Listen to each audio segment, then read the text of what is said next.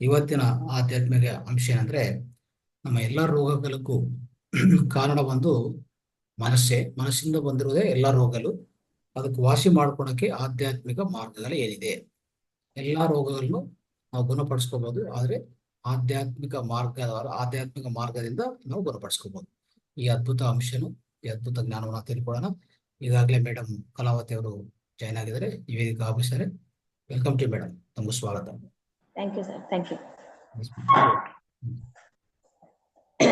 ದಿವ್ಯಾತ್ಮ ಸ್ವರೂಪಗಳಾಗಿರುವಂತ ಬ್ರಹ್ಮರ್ಷಿ ಪಿತಾಮಹ ಸುಭಾಷ್ ಪತ್ರಿಜಿಯವರಿಗೂ ಕೂಡ, ಗುರುಮಾತೆಯಾದಂತ ಸ್ವರ್ಣಮಲತಾ ಮಾತೆ ಅಮ್ಮವ್ರಿಗೂ ಕೂಡ, ಮತ್ತೆ ಮಹಾವತಾರ ಫೌಂಡೇಶನ್ ಅವ್ರಿಗೂ ಕೂಡ, ಅವರ ಟೀಮ್ ವರ್ಕ್ ಅವ್ರಿಗೂ ಕೂಡ ನನ್ನ ಶತಕೋಟಿ ನಮನಗಳನ್ನ ತಿಳಿಸ್ತಾ ಇದ್ದೇನೆ. ಇವತ್ತಿನ ದಿನ ಬಂದು ಈ ದೈಹಿಕ ಕಾಯಿಲೆಗೆ ಮಾನಸಿಕ ಕಾರಣಗಳು ಮತ್ತು ಅವು ಜಯಿಸಲು ಆಧ್ಯಾತ್ಮಿಕ ಮಾರ್ಗ ಯಾವುದು ಅನ್ನೋದ್ರ ಬಗ್ಗೆ ನನ್ಗೆ ಆ ವಿಷಯನ್ನು ಕೊಟ್ಟಿದ್ದಾರೆ. ನನ್ನ ಎಕ್ಸ್ಪೀರಿಯನ್ಸ್ ಮೂಲಕ ನಾನು ಹೇಳುವಂತದ್ದು ಅಂದ್ರೆ, ಇಲ್ಲಿ ದೈಹಿಕ ಅಂದ್ರೆ ಏನು ಅಂತಂದ್ರೆ, ನಾವು ಪ್ರಾಪಂಚಿಕವಾಗಿ ಒಂದು ದೈಹಿಕವಾಗಿರುತ್ತೆ, ಮತ್ತೆ ಶರೀರ ಅಂತ ಹೇಳ್ತೀವಿ, ಅಂದ್ರೆ ದೇಹ ಅನ್ನೋದು ಕೂಡ ನಾವು ಹೇಳುವಂತದ್ದು. ಮತ್ತೆ ಆಧ್ಯಾತ್ಮಿಕದಲ್ಲಿ ಕೂಡ ನಾವು ಈ ಶರೀರವನ್ನು ನಾವು ಕಾಣಬಹುದು. ಅಂದ್ರೆ ಇಲ್ಲಿ ಶರೀರವನ್ನು ನಾವು ಅರ್ಥ ಗೊತ್ತಿಲ್ಲ ನಮ್ಗೆ, ಈ ಶರೀರ ಯಾಕೆ ತೆಗೆದುಕೊಂಡು ಬಂದಿದ್ದೀವಿ, ಈ ತೆಗೆದುಕೊಂಡು ಬಂದ್ಮೇಲೆ ನನ್ನ ತಂದೆ ತಾಯಿ ಯಾರು, ಮತ್ತೆ ನನ್ನ ಮಕ್ಕಳು ಯಾರು ಅನ್ನೋದು ಕೂಡ ಈ ಆಧ್ಯಾತ್ಮಿಕ ರಹಸ್ಯ ಅನ್ನೋದು ಕೂಡ ತಿಳಿಸುವಂತದ್ದು. ಮತ್ತೆ ಈ ಶರೀರಕ್ಕೆ ಬರುವಂತ ಕೆಲವೊಂದು ಮಾನಸಿಕವಾಗಿ ಒಂದು ಕಾರಣಗಳಿರುವಂತದ್ದು, ಮಾನಸಿಕವಾಗಿರ್ಬೋದು, ಆರ್ಥಿಕವಾಗಿರ್ಬೋದು, ಸಾಮಾಜಿಕವಾಗಿರ್ಬೋದು. ಅಂದ್ರೆ ಇಲ್ಲಿ ಪ್ರತಿಯೊಬ್ರು ಕೂಡ ಏನ್ ಮಾಡ್ತಾ ಇದ್ದಾರೆ ಅಂದ್ರೆ, ಈ ಶರೀರವನ್ನು ಬಾಹಿರವಾಗಿ ತಮ್ಮ ಅಂದ ಚಂದಗಳನ್ನು ನೋಡ್ತಾ ಇದ್ದಾರೆ. ಅಂತರಂಗದಲ್ಲಿ ನಾವು ನೋಡುವಂತದ್ದೇ ಆಧ್ಯಾತ್ಮಿಕ ರಹಸ್ಯ ಅನ್ನೋದು ಕೂಡ ನಮ್ಮ ಬ್ರಹ್ಮರ್ಷಿ ಪಿತಾಮಹ ಸುಭಾಷ್ ಪತ್ರಿಜಿ ಅವರು ಕೂಡ ತಿಳಿಸಿರುವಂತದ್ದು. ಈ ಶರೀರವನ್ನು 3 ಭಾಗಗಳಾಗಿ ಮಾಡುವಂತದ್ದು. ಒಂದು ರುಂಡ, ಮುಂಡ, ಶುಂಡ ಭಾಗಗಳಂತ ಹೇಳುವಂತದ್ದು. ಈ ರುಂಡ, ಮುಂಡ, ಶುಂಡ ಭಾಗಗಳಲ್ಲಿ ಮತ್ತೆ 2,72,000 ಒಂದು ನಾಡಿ ಮಂಡಲ ಶುದ್ಧೀಕರಣ, ಮತ್ತೆ ಒಂದು 117 ಕೂಡ ಒಂದು ಚಕ್ರಗಳಲ್ಲಿ, ಆ ಚಕ್ರಗಳಲ್ಲಿ 3 ಚಕ್ರಗಳಲ್ಲಿ ಮಾತ್ರ ನಮ್ಗೆ ಮುಖ್ಯವಾಗಿರೋದು. ಇಡನಾಡಿ, ಪಿಂಗಳ ನಾಡಿ, ಸೂಕ್ಷ್ಮ ನಾಡಿ ಅಂತ ಹೇಳುವಂತದ್ದು. ಈಗ ಒಂದು ಈಶ್ವರನ ನಾವು ನೋಡ್ತಾ ಇದ್ವಿ, ಈಶ್ವರನ 3 ಭಾಗಗಳಾಗಿ ಮಾಡಿರ್ತಾರೆ. ಮೇಲಿನ ಭಾಗ ಬೇರೆ, ಅದರಿಂದ ಒಂದು ಕೆಳಗಿನ ಭಾಗ ಬೇರೆ, ಒಂದು ಕೈ ಈ ತರ ಇರುತ್ತೆ, ನೀವು ಗಮನಿಸಿರ್ಬೋದು. ಅದನ್ನ ಒಂದು ಶರೀರವನ್ನು ಕೂಡ ಒಂದು ಕತ್ತಲೆಯಾಗಿ ಕಪ್ಪನಾಗಿ ಇರುತ್ತೆ. ಅದು ಯಾಕೆ ಕಪ್ಪಾಗಿರುತ್ತೆ ಅಂದ್ರೆ, ನಮ್ಮ ಬಾಹಿರವನ್ನು ಕಪ್ಪು ಮಾಡ್ಕೊಂಡು ಒಳಗ ಅಂತರಂಗದ ಒಂದು ಅಂಗಾಂಗಗಳ ಲಿಂಗವನ್ನು ಕೂಡ ನಾವು ಪೂಜೆ ಅನ್ನೋದು, ಧ್ಯಾನ ಅನ್ನೋದು ಕೂಡ ಮಾಡ್ಕೊಂಡಾಗ ನಮ್ಗೆ ಗೊತ್ತಾಗುವಂತದ್ದು. ಈ ಇಡನಾಡಿ, ಪಿಂಗಳನಾಡಿ, ಸೂಕ್ಷ್ಮ ನಾಡಿ ಅನ್ನೋದು ಕೂಡ ತಿರುಪತಿಯ ವೆಂಕಟರಮಣ ಅವರ ಒಂದು, ನೀವು ನೋಡಿರ್ಬೋದು, ಅದು 3 ನಾಮಗಳಿಂದ ಕೂಡಿರ್ತವೆ. 2 ಬಿಳಿಯಾಗಿರುತ್ತೆ, ಒಂದು ರೆಡ್ ಕಲರ್ ಕೆಂಪದಾಗಿರುತ್ತೆ. ಅದು ಅಂದ್ರೆ ಈ ಶರೀರಗಳಲ್ಲಿ ಈ ದೈಹಿಕವಾಗಿ ಯಾವ ರೀತಿ ನಾವು ಕುಗ್ಗಿ ಹೋಗ್ತೀವಿ ಅಂತಂದ್ರೆ, ನಾವು ಪ್ರಾಪಂಚಿಕವಾಗಿ ನಾವೇನ್ ಮಾಡ್ತೀವಿ ಅಂತಂದ್ರೆ, ನಾವು ಕೆಲವೊಂದು ಸಾರಿ ಏನಾಗತ್ತಂದ್ರೆ ಆರಾಮಾಗಿರ್ತೀವಿ, ನಾವ್ ಇರ್ಲಿಕ್ಕೆ ಮನೆ ಇರುತ್ತೆ, ಕಾರ್ ಇರುತ್ತೆ, ಬಂಗ್ಲೆ ಇರುತ್ತೆ, ನಾವು ಮಕ್ಳು ಓದು ಬರು ಎಲ್ಲಾ ಇರುತ್ತೆ, ಎಲ್ಲಾ ಆರಾಮಾಗಿರ್ತೀವಿ. ಆದ್ರೆ ಒಂದು ಏನೋ ಒಂದು ಕುಂದು ಕೊರತೆ ಅನ್ನೋದು ಕೂಡ ನಮ್ಮಲ್ಲಿ ಕಾಡ್ತಾ ಇರ್ತದೆ. ನಾವು ಪೂಜೆ ಮಾಡ್ತೀವಿ, ಪುನಸ್ಕಾರ ಮಾಡ್ತೀವಿ, ಎಷ್ಟೇ ಮಾಡಿದ್ರು ಕೂಡ ಅದು ಆಗೋದಿಲ್ಲ. ಅವಾಗ ಏನಾಗುತ್ತೆ, ನಾವು ಕೆಲವೊಂದು ಅನಾರೋಗ್ಯಕ್ಕೆ ಕೂಡ ತುತ್ತಾಗ್ತಾ ಇರ್ತೀವಿ. ಅದು ಒಂದು ಆಧ್ಯಾತ್ಮಿಕದಲ್ಲಿ ನಾವು ಎಲ್ಲ ರೀತಿ ಬದಲಾವಣೆ ಅನ್ನೋದು ಕೂಡ ನಾವು ಮಾಡ್ಕೋಬಹುದು ಅನ್ನೋದು ಕೂಡ ನಾವು ತಿಳ್ಕೊಳ್ಳ. ಅಂದ್ರೆ ಈ ಶರೀರದಲ್ಲಿ ನಮ್ಗೆ 7 ಚಕ್ರಗಳು, ಅಂದ್ರೆ ಇಲ್ಲಿ 6 ಚಕ್ರಗಳು ಒಂದು ಸ್ಥಿತಿ ಅಂತ ಹೇಳ್ತೀವಿ. ಮೂಲಾಧಾರ ಚಕ್ರ, ಸ್ವಾಧಿಷ್ಠಾನ ಚಕ್ರ, ಮಣಿಪೂರಕ ಚಕ್ರ, ಅನಾಹತ ಚಕ್ರ, ವಿಶುದ್ಧ ಚಕ್ರ, ಆಗ್ನೇಯ ಚಕ್ರ, ಸಹಸ್ರಾರ ಸ್ಥಿತಿ ಅಂತ ಹೇಳ್ತೀವಿ. ಇಲ್ಲಿ 5 ಅಂದ್ರೆ ಇಲ್ಲಿ ಪಂಚಭೂತಗಳು ಕೂಡ ನಮ್ಮೊಳಗಡೆ ಇರುವಂತಹದ್ದು. ಈ ಮೂಲಾಧಾರ ಚಕ್ರದಲ್ಲಿ ನಮ್ಗೆ ಏನಂತೆ ಅಂದ್ರೆ, ಈ ಕಿರುಬಟ್ಟಿಗೆ ಸಂಬಂಧಪಟ್ಟಿರಂತಂದ್ರೆ ಭೂತತ್ವಕ್ಕೆ ಅನುಗುಣವಾಗಿರ್ತೇವೆ ನಾವು. ಎರಡನೆಯದಾಗಿ ಒಂದು ಸ್ವಾಧಿಷ್ಠಾನ ಚಕ್ರ ಕೂಡ ಒಂದು ಜಲತತ್ವಕ್ಕೆ ಇರುತ್ತೆ. ಒಂದೊಂದು ಚಕ್ರಗಳನ್ನ ನಾವು ಧ್ಯಾನದ ಮಾರ್ಗದ ಮೂಲಕ ನಾವು ತಿಳ್ಕೊಂಡಾಗ ದೈಹಿಕವಾಗಿ ಒಳಗಡೆ ನಾವು ಎಷ್ಟೇ ಮಾನಸಿಕವಾಗಿ ನಮ್ಮ ರೋಗಗಳಿಗೆ ತುತ್ತಾಗ್ತಾ ಬರ್ತಾ ಇರ್ತೇವೆ. ಅಂದ್ರೆ ನನ್ನ ಉದಾಹರಣೆ ನಾನು ತಿಳ್ಕೊಂಡಾಗ, ನನ್ನ ಮನೆಯಲ್ಲಿ ಕಳ್ತನ ಆಯ್ತು, ಕಳ್ತನ ಆದಾಗ ನಾನು ಮಾನಸಿಕವಾಗಿ ಮತ್ತೆ ಆರ್ಥಿಕವಾಗಿ ಮತ್ತೆ ಸಾಮಾಜಿಕವಾಗಿ ಕೂಡ ಕುಗ್ಗಿ ಹೋಗುವಂಥದ್ದು. ಅಂದ್ರೆ ದೇಹವನ್ನು ಕೂಡ ಏನಾಯ್ತು ನನಗೆ ಮೊಟ್ಟ ಮೊದಲ ಬಾರಿಗೆ ಒಂದು ಎಡಭಾಗದಲ್ಲಿ ಕೂಡ ನನ್ನ ಬಗ್ಗೆ ಒಂದು ಬಲಭಾಗದಲ್ಲಿ ಒಂದು ಭಾಗ ಒಂದು ರೋಗಕ್ಕೆ ತುತ್ತಾಯ್ತು. ಅಂದ್ರೆ ಮಾನಸಿಕವಾಗಿ ನನಗೆ ಒಂದು ಮೈಗ್ರೇನ್ ಹೆಡ್ಡಾಗ್ ಬಂತು ಎಡಗಡೆ, ಬಲಗಡೆಗೆ ಅನ್ನೊಂದು ಇಯರ್ ಆಪರೇಷನ್ ಆಗಿ ಫೇಲ್ ಅವರ್ ಆಯ್ತು. ಆದ್ಮೇಲೆ ಒಂದು ಪ್ಯಾರಲೈಸ್ ಅಟ್ಯಾಕ್ ಅನ್ನೋದು ಕೂಡ ನನಗೆ ಆಗುವಂಥದ್ದು. ಇದಕ್ಕೆ ಒಂದು ರಿಲೇಟೆಡ್ ಏನು ಅಂತಂದ್ರೆ ನಮ್ಗೆ ಬಂದಿರುವಂತ ಕೆಲವೊಂದ್ ಸಾರಿ ತಂದೆ ತಾಯಿ ಕೂಡ ಆಗ್ತಾ ಇರ್ತಾರೆ ನಮ್ಗೆ. ಅದಕ್ಕೆ ನಮಗೆ ಲೋ BP ಬಂತು, ಲೋ ಶುಗರ್ ಬಂತು, ಮತ್ತೆ ಕೆಳಗ್ ಬಿದ್ದೆ ಸ್ಪೈನಲ್ ಕಾರ್ಡ್ ಇಲ್ಲ, ಬ್ಯಾಕ್ ಪೇನ್ ಆಯ್ತು, ಹಾರ್ಟ್ ಅಟ್ಯಾಕ್ ಆಯ್ತು, ವೆರಿಕೋಸ್ ಆಯ್ತು, ಎಲ್ಲಾ ರೀತಿಯಿಂದ ಒಂದು ಶರೀರ ಏನಾಯ್ತು ಕುಗ್ಗಿಕಂತ ಹೋದಾಗ ನನ್ನ ಜೀವನವೇನು ಒಂದು ಸಾಕಾದಾಗ ನಾನು ಒಂದು ಸುಸೈಡ್ ಅಟೆಂಪ್ಟ್ಗೆ 2 ಸಾರಿ ಹೋಗಿದ್ದೇನೆ. ನಾನು ಇರಬಾರ್ದು ನನ್ನ ಜೀವನ ಅಂತಂದಾಗ ಈ ಮಗಳ ಮೂಲಕ ಧ್ಯಾನ ಅನ್ನೋದು ಕೂಡ ನನ್ ಬಂದಾಗ ನನ್ನ ಮೊಟ್ಟ ಮೊದಲ ಬಾರಿಗೆ ನನ್ನ ಶರೀರವನ್ನ ನಾನು ಮಾನಸಿಕವಾಗಿ, ಅದಕ್ಕೆ ಹೇಳ್ತಾರೆ ಚಿತೆಗೂ ಚಿಂತೆಗೂ ಕೂಡ ಒಂದು 0 ವ್ಯತ್ಯಾಸ ಅಂತ ಹೇಳ್ತಾರೆ.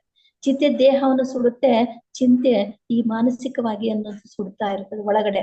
ಅಂದ್ರೆ ಹೊರಗಡೆ ನಾವು ಎಷ್ಟು ಯಾವ ರೀತಿ ಇರ್ತೀವಿ, ಆರಾಮಾಗಿರ್ತೀವಿ, ನನ್ನ ನೋಡಿದ್ರೆ ಆರಾಮಾಗಿದ್ದೀವಿ ಅಂತ ನಮ್ಗೆ ಅನಿಸ್ತಾ ಇರ್ತದೆ ಬೇರೆಯವ್ರಿಗೆ. ಆದ್ರೆ ಒಳಗಿನ ಚಿಂತೆ ಅನ್ನೋದು ಏನಿರುತ್ತೆ ಅದು ಒಳಗಡೆ ನಮ್ಮ ದೇಹವನ್ನು ಒಂದು ಸುಡ್ತಾ ಬರ್ತಾ ಇರುತ್ತೆ. ಮೊಟ್ಟ ಮೊದಲ ಬಾರಿಗೆ ನಮ್ಗೆ ಇಬ್ರು ಅತಿಥಿಗಳು ಬರ್ತಾರೆ. ಅವರೇ ಒಂದು BP ಶುಗರ್ದವರು ಅಥವಾ ಒಂದು ಊರ್ಗಿತ್ತಿಯವ್ರು ಅನ್ಬೋದು, ಒಂದು ಸೌತಿಯರ್ ಅಂತೂ ಕೂಡ ನಮ್ಮ ಉತ್ತರ ಕರ್ನಾಟಕದಲ್ಲಿ ಹೇಳುವಂಥದ್ದು.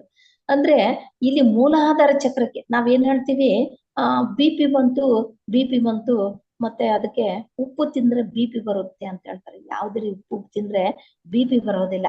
ನಾವು ಬೇಕಾದಷ್ಟು ಉದಾಹರಣೆಗಳನ್ನು ನಾವು ರಾಜಸ್ಥಾನದಲ್ಲಿ ಅವರು ಉಪ್ಪನ್ನ ಜಾಸ್ತಿ ಅನ್ನೋದು ಕೂಡ ಅವರು ಉಪಯೋಗ ಮಾಡುವಂಥದ್ದು. ಆ BP ಅನ್ನೋದು ಯಾಕೆ ಬರುತ್ತೆ ಅಂದ್ರೆ ಮೂಲಾಧಾರ ಚಕ್ರದಲ್ಲಿ. ಆ ಮೂಲಾಧಾರ ಚಕ್ರದಲ್ಲಿ ಏನಿರುತ್ತೆ ಅಂತಂದ್ರೆ ಆ ಚಕ್ರಗಳು ಅಂತೇಳಿ ಆಕ್ಟಿವೇಶನ್ ಆಗದಿದ್ದಾಗ, ಅದನ್ನ ಮುಚ್ಚಿಕೊಂಡಾಗ ನಮ್ಗೆ ಏನಾಗುತ್ತಂದ್ರೆ ಅಲ್ಲಿ ಒಂದು 4 ಪೆಟಲ್ಗಳು ಅಥವಾ ದಳಗಳು ಅಂತ ಹೇಳ್ತಾರೆ. ಆ ಶರೀರದಲ್ಲೂ ಒಳಗಡೆ ಇರುವಂತ ದೈಹಿಕ ಒಳಗಡೆ ಇರುವಂತ ಈ ಮಾನಸಿಕ ಒತ್ತಡ ಏನಿದೆ ನನ್ನೊಳಗಡೆ, ಭಯ, ಆತಂಕ, ಒಂದು ಗತದಲ್ಲಿ ಹೋಗ್ತೀವಿ, ಇಲ್ಲ ಅಥವಾ ಒಂದು ಭವಿಷ್ಯತ್ತದಲ್ಲಿ ನಾವು ಹೋಗ್ಬಿಡ್ತೀವಿ. ಅಂದ್ರೆ ಗತದಲ್ಲಿ ಏನಿರುತ್ತೆ ಅಂದ್ರೆ ನನಗೆ ಈ ರೀತಿ ಅವಮಾನ ಆಯ್ತು ಅಲ್ಲ ಅನ್ನೋ ರೀತಿಯಲ್ಲಿ ನಾವು ಹೋಗ್ಬಿಡ್ತೀವಿ. ಅವಮಾನ ಆಯ್ತು, ನನಗೆ ಈ ರೀತಿ ಮಾಡಿದ್ರು ಅನ್ನೋದ್ ರೀತಿಯಿಂದ ಹೇಳ್ತೀವಿ. ಅಥವಾ ಯಾರಾದ್ರೂ ಒಬ್ರು ಬಂದು ಒಂದು ಬ್ಲಾಕೇಜ್ ಲಾಜಿಕ್ ಮೈಂಡ್ ಅಂತ ಹೇಳ್ತೀವಿ. ಅಂದ್ರೆ ಇಲ್ಲಿ ನಮ್ಗೆ ಒಬ್ರು ಬೈದರ್ ಅಂತ ಹೇಳ್ಕೊರಿ, ಯಾರೋ ಒಬ್ರು ಬಂದು ನಮ್ಗೆ ಹೇಳ್ತಾರೆ ನಮ್ಗೆ ಈ ರೀತಿ ಬೈದ್ರು ನಿನಗೆ ಅಂತ ಹೇಳಿದಾಗ ಮಗ ನಮ್ಗೊಂದು ಅವಮಾನ ಆಗುತ್ತೆ. ಅದಕ್ಕೆ ಪತ್ರಿ ಸರ್ ಏನ್ ಹೇಳಿದಾರೆ ಅಂದ್ರೆ ಮಾನ ಮಧುರ ಅವಮಾನ ಮಧುರ ಅಂತ ಹೇಳಿದಾರೆ. ಅಂದ್ರೆ ಅವ್ರು ಹೇಳಿದ ತಕ್ಷಣ ನಮ್ಗೆ ಏನಾಗುತ್ತೆ, ಸಬ್ ಕಾನ್ಸಿಯಸ್ ಮೈಂಡ್ ಅಲ್ಲಿ ಚಿಕ್ಕ ಮೆದುಳಲ್ಲಿ ನಮ್ಗೆ ಸೇರ್ಕೊಂಡಾಗ ಲಾಜಿಕ್ ಮೈಂಡ್ ನಮ್ಗೆ ಸ್ಟಾರ್ಟ್ ಆಗತ್ತ. ಓ ಈ ರೀತಿ ಅಂದ್ರ ಈ ರೀತಿ ಆಯ್ತು ಅಂತೇಳಿ ನಾವು ದುಃಖವನ್ನು ನಾವು ಕಣ್ಣೀರ ಮೂಲಕ ನಾವ್ ಇದ್ ಮಾಡಿದೀವಿ.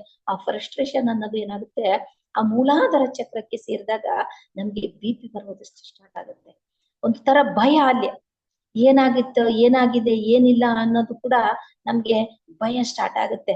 ನನ್ ಜೀವನ ಏನು, ಭವಿಷ್ಯತ್ಗೆ ಹೋಗ್ಬಿಡ್ತೀವಿ. ಇಲ್ಲಾಂದ್ರೆ ಮುಂದಿನ ಜೀವನದಲ್ಲೇ ನನ್ ಜೀವನ ಯಾವಾಗಪ್ಪ ಯಾವ ರೀತಿ ಇರುತ್ತೆ, ಯಾವ ರೀತಿ ಇಲ್ಲ, ನಮಗೆ ಈ ರೀತಿ ಅವಮಾನ ಆಯ್ತಲ್ಲ.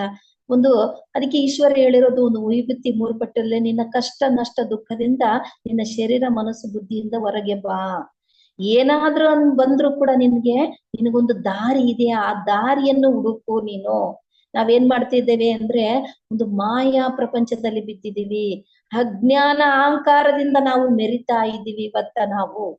ಅದು ತಿಳಿದು ಮಾಡುವುದೊಂದು ಬೇರೆ, ತಿಳಿಲಾರದೊಂದು ಮಾಡುವುದೊಂದು ಬೇರೆ ನಮ್ಗೆ ಆಗುತ್ತಾ ಇರ್ತದೆ. ಅದಕ್ಕೆ ನನ್ನೊಳಗಡೆ ನನಗೆ ಅಜ್ಞಾನ ತುಂಬಿದಾಗ ನನ್ನ ದೈಹಿಕ ಮಾನಸಿಕ ಒತ್ತಡದಿಂದ ನನ್ನ ದೇಹವನ್ನೆಲ್ಲ ಇದಾಗಿ ಒಂದು 98 kg ವರೆಗಾಗಿ ಮುಖದ ಮೇಲೆಲ್ಲ ಪಿಗ್ಮೆಂಟೇಶನ್ ಬಂದು ಒಂದು ವಿಕಾರ ಆಕಾರದಿಂದ ನಾನು ಕೂಡ್ಕೊಂಡಿರುವಂತ ರೀತಿಯಲ್ಲಿ ಇದ್ದಾಗ ನನಗೆ ಇದು ಆಧ್ಯಾತ್ಮಿಕ ಮಾರ್ಗವನ್ನು ಸಿಕ್ಕಾಗ ನಾನು ಮೊಟ್ಟ ಮೊದಲ ಬಾರಿಗೆ ಮಾಡಿದ್ದು ಒಂದು ಧ್ಯಾನ ಮಾತ್ರ. ಶ್ವಾಸದ ಮೇಲೆ ಧ್ಯಾಸ, ಶ್ವಾಸೇ ಗುರು ಅಂತ ಹೇಳಿ ನಮ್ಗೆ ಯಾವಾಗ ಪತ್ರಿ ಸರ್ ಸಿಕ್ಕಿದಾಗ ಅವ್ರು ಹೇಳಿರುವಂತದ್ದು ಉಸಿರಾಟದ ಕಡೆ ಗಮನವನ್ನು ಹರಿಸ್ಬೇಕು ಅಂತ. ಮತ್ತೆ ಅಲ್ಲಿ ನನ್ನ ಒಂದು ಕಳತನದ ಭಯ ಅನ್ನೋದು ನಾನು ತೊಲಗಿಸ್ಕೊಂಡೆ. ಬರೇ ನನ್ಗೆ ಹಗಲು ರಾತ್ರಿ ಅನ್ನೋದು ಒಂದೇ ಆಗಿತ್ತು. ನಾನು ಯಾವುದೇ ರೀತಿಯಿಂದ ನಿದ್ದೆ ಮಾಡ್ಲಿಲ್ಲ, ಯಾವುದೇ ರೀತಿಯಿಂದ 6-7 ತಿಂಗಳವರೆಗೂ ಮತ್ತೆ ನಾನು ಧ್ಯಾನ ಬಿಡುವ ಪ್ರಸಂಗ ಕೂಡ ನನಗೆ ಬಂತು. ಅವಾಗ ಒಂದು ಪ್ಯಾರಲೈಸ್ ಅಟ್ಯಾಕ್ ಆಗಿ ನಾನು ಒಂದು ಬಲಿಯಾಗ್ಬೇಕು ಕೂಡ ಆಗ್ಬೇಕಾಯ್ತು.